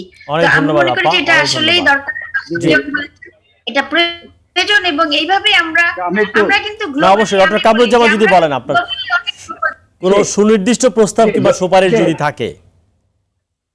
আমি যে আসার কথা যে কারণে বলেছিলাম তার একটি আপডেট আপনাদেরকে রাজনীতি থেকে দিচ্ছি, যে প্রভিন্সে বাংলাদেশ স্বাক্ষর করে নাই আজকে সকাল পর্যন্ত।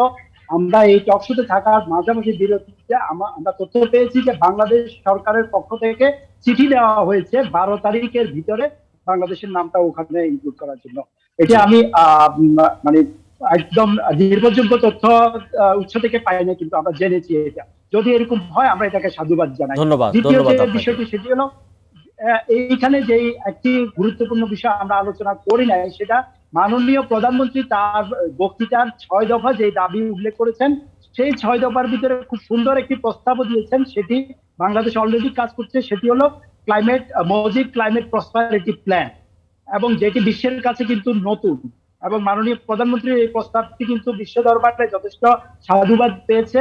এবং সেখানে এই যে ক্লাইমেট চেঞ্জের ক্ষতিকর দিকগুলোর সাথে সাথে এটিকে কাজে লাগিয়ে এটির যে সম্ভাবনার যে বিষয়গুলো আছে, যে সুযোগগুলো আছে, সেগুলো কিভাবে কাজে লাগানো যায় সেই বিষয়টি কিন্তু মাননীয় প্রধানমন্ত্রী বলেছেন, এবং সেটি কিন্তু আমাদের জন্য একটি আশার বিষয়। আর সর্বশেষ যে বিষয়টি আমি বলতে চাচ্ছি সেটি হলো যে ফিদা ভাই যেটা বলেছেন যে প্রাইভেট সেক্টরের ফান্ডিং এর বিষয় এসেছে, ইতিমধ্যেই গতকালকে কিন্তু 5.3 বিলিয়ন পাউন্ড প্রাইভেট সেক্টরের কম্পেনসেশন দেওয়ার কথা কিন্তু ব্রিটিশ প্রধানমন্ত্রী কিন্তু ঘোষণা করেছেন, এবং তার সাথে সাথে 1.8 বিলিয়ন পাউন্ড কিন্তু আমাজন তাদের মালিকানা, তাদের ফান্ড থেকে কিন্তু প্রাইভেট সেক্টর থেকে কিন্তু ফান্ডিং করবে। অর্থাৎ প্রাইভেট সেক্টরের বিষয়টা অলরেডি কিন্তু ডিসকাশনে না, শুধু এটি কিন্তু কমিটমেন্ট এবং ইমপ্লিমেন্টেশনের দিকে আছে। অনেক ধন্যবাদ। কিন্তু 2016 সাল থেকে ছিল প্রাইভেট সেক্টরের ইনভেস্টমেন্টটা, 2016 সাল থেকেই আছে, যেটা দুর্যোগ ব্যবস্থাপনার কাজে লাগানো হবে, এবং সেন্দাইয়ের পরে বোধহয় আপনারা এটা দেখেছেন। আর একটা বিষয় আসে না রুবাইয়া, যদি আমাকে 1 মিনিট সময় দেন, যে জেন্ডার বিষয়টা, যেটা আমি একটু খুশি হওয়ার কারণে এই কপের সার্থকতা, যে আমরা কাজ করছি যে দুর্যোগে নারীর সহনশীলতা নিয়ে এবং দুর্যোগে নারীর যে অবদান, সেটা কিন্তু মাননীয় প্রধানমন্ত্রী বলেছেন যে ফোরামে, যে কিভাবে, এবং একটা ডকুমেন্ট আমরা 2013 সালে তৈরি করেছিলাম, climate change gender action plan, সেটাও কিন্তু তার বক্তৃতায় চলে এসেছে। 13 সালের ডকুমেন্ট, যদিও 21 সালে আলোচনা হয়েছে, তারপরেও মনে করছি যে নিজের জায়গা থেকে যে এখানে অবদান রেখে আমি মনে করছি যে আমরা এইভাবে আসলে আগাবো সামনের দিকে। অনেক ধন্যবাদ আপা। একদম শেষ পর্যায়ে নাসির খান। জি, আমাদের কতগুলো ভালো দিক আছে যেটা হয়তো অনেকেই জানেন না, সেই জায়গাগুলো থেকে কতগুলো দিক হলো আমরা কতগুলো কিন্তু mid term plan, perspective plan, এই প্ল্যানগুলো করছি, এবং এইটার সাথে অ্যানুয়াল প্ল্যানগুলো কিন্তু যোগসূত্র আছে সেই জায়গা, সেক্টরের প্ল্যানগুলো আস্তে আস্তে হচ্ছে সেই জায়গায়। এখন আমার যে সুনির্দিষ্টভাবে এই শক্তিটাকে কিভাবে কাজে লাগানো যায়, আমার সুনির্দিষ্ট প্রস্তাবটা হলো বিভিন্ন মন্ত্রণালয়, ক্লাইমেট চেঞ্জের সাথেই হোক বা ক্লাইমেট চেঞ্জের অন্যগুলোর ক্ষেত্রেই হোক, সেইখানে ধরুন ইউনিভার্সিটিগুলোকে ইনভলভ করে, আবারও বলছি ইউনিভার্সিটিকে কেন্দ্র করে কিভাবে লং টার্ম একটা গবেষণা এবং একই সাথে লং টার্ম গবেষণা এবং সেটাকে বাস্তবে কী রূপ নেওয়া যায়, সেইখানে যাতে প্রবাসী যারা আছে তাদের ওই সেক্টরে, তাদের যেমন করেন ডিজাস্টারের সেক্টরে কারা কারা আছে সেই লিস্টটা ডিজাস্টার ম্যানেজমেন্ট তারা এটা করলো, করিয়া তাদেরকে নিয়ে একটা ফোরামের মতো হ্যাঁ তো অনলাইনেও করতে পারে, সেটা কিন্তু করতে পারে, এবং এখান থেকে সরকার থেকে কিন্তু একটু সাপোর্ট লাগবে। আমি বিশেষ করে ফান্ডিং সাপোর্ট এবং টেকনোলজিক্যাল সাপোর্ট আমি মনে হয় সরকার এটা দিতে, যদি এটা করা হয় ইউনিভার্সিটির পক্ষ থেকে তাহলে খুব ভালো হয়, এবং সরকারেরও উচিত বিভিন্ন মন্ত্রণালয়ের থেকে বিভিন্ন বিষয়ভিত্তিক এই যে বিভিন্ন ডিপার্টমেন্টগুলো আছে, বিভিন্ন ইউনিভার্সিটিগুলো আছে, ঢাকা ইউনিভার্সিটি বুয়েট আছে, সেটা তো বলা হয় একটা দূরত্ব রয়েছে, একটা দূরত্ব রয়েছে, অর্থাৎ এখানে মূল দায়িত্ব দিবে আমাদের আমলা কাঠামোর সঙ্গে বিশ্ববিদ্যালয়ের কিংবা বিশ্ববিদ্যালয়ের সঙ্গে মূল দায়িত্ব দিতে হবে, প্রাইভেট সেক্টর কিংবা ইন্ডাস্ট্রি মিলে একটা দূরত্ব আছে, বিশাল দূরত্ব আছে, এটা মনোজাগতিক দূরত্ব। দুইজন বক্তা বলেছেন। আমরা শেষ পর্যায়ে ডক্টর দেওয়ান আশরাফ, যদি 1 মিনিটে আপনি শেষ করেন। জি, ধন্যবাদ। কথা হচ্ছে যে নাসির ভাই যেটা বললেন যে এখন আমরা যেটা করতে পারি, আমাদের আসলে সক্ষমতা বাড়ানো ছাড়া আমরা নিজেরাই কিন্তু অনেক মেরিটোরিয়াস। আপনি যদি বিদেশে দেখেন, বাংলাদেশি যারাই কাজ করেন অনেকেই মেরিটোরিয়াস, শুধুমাত্র একটা সুযোগের অভাবে আমরা কিন্তু দেশকে বেশি দিতে পারি না, কারণ সেটা আমলাতান্ত্রিক জটিলতা হোক, রাজনৈতিক কাঠামো হোক, সেগুলি অনেক কিছু রয়েছে।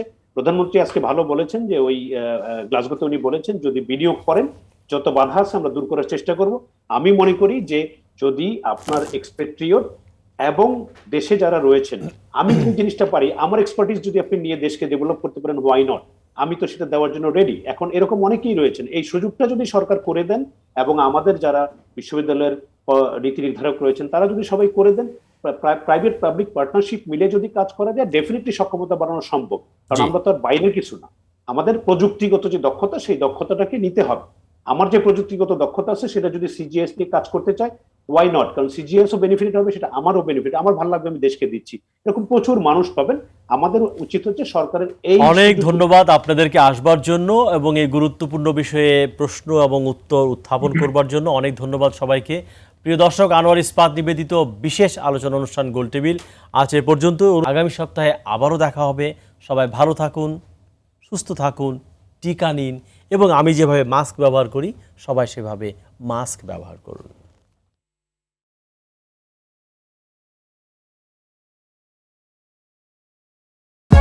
For more updates, subscribe and press the bell icon on YouTube app and never miss another update.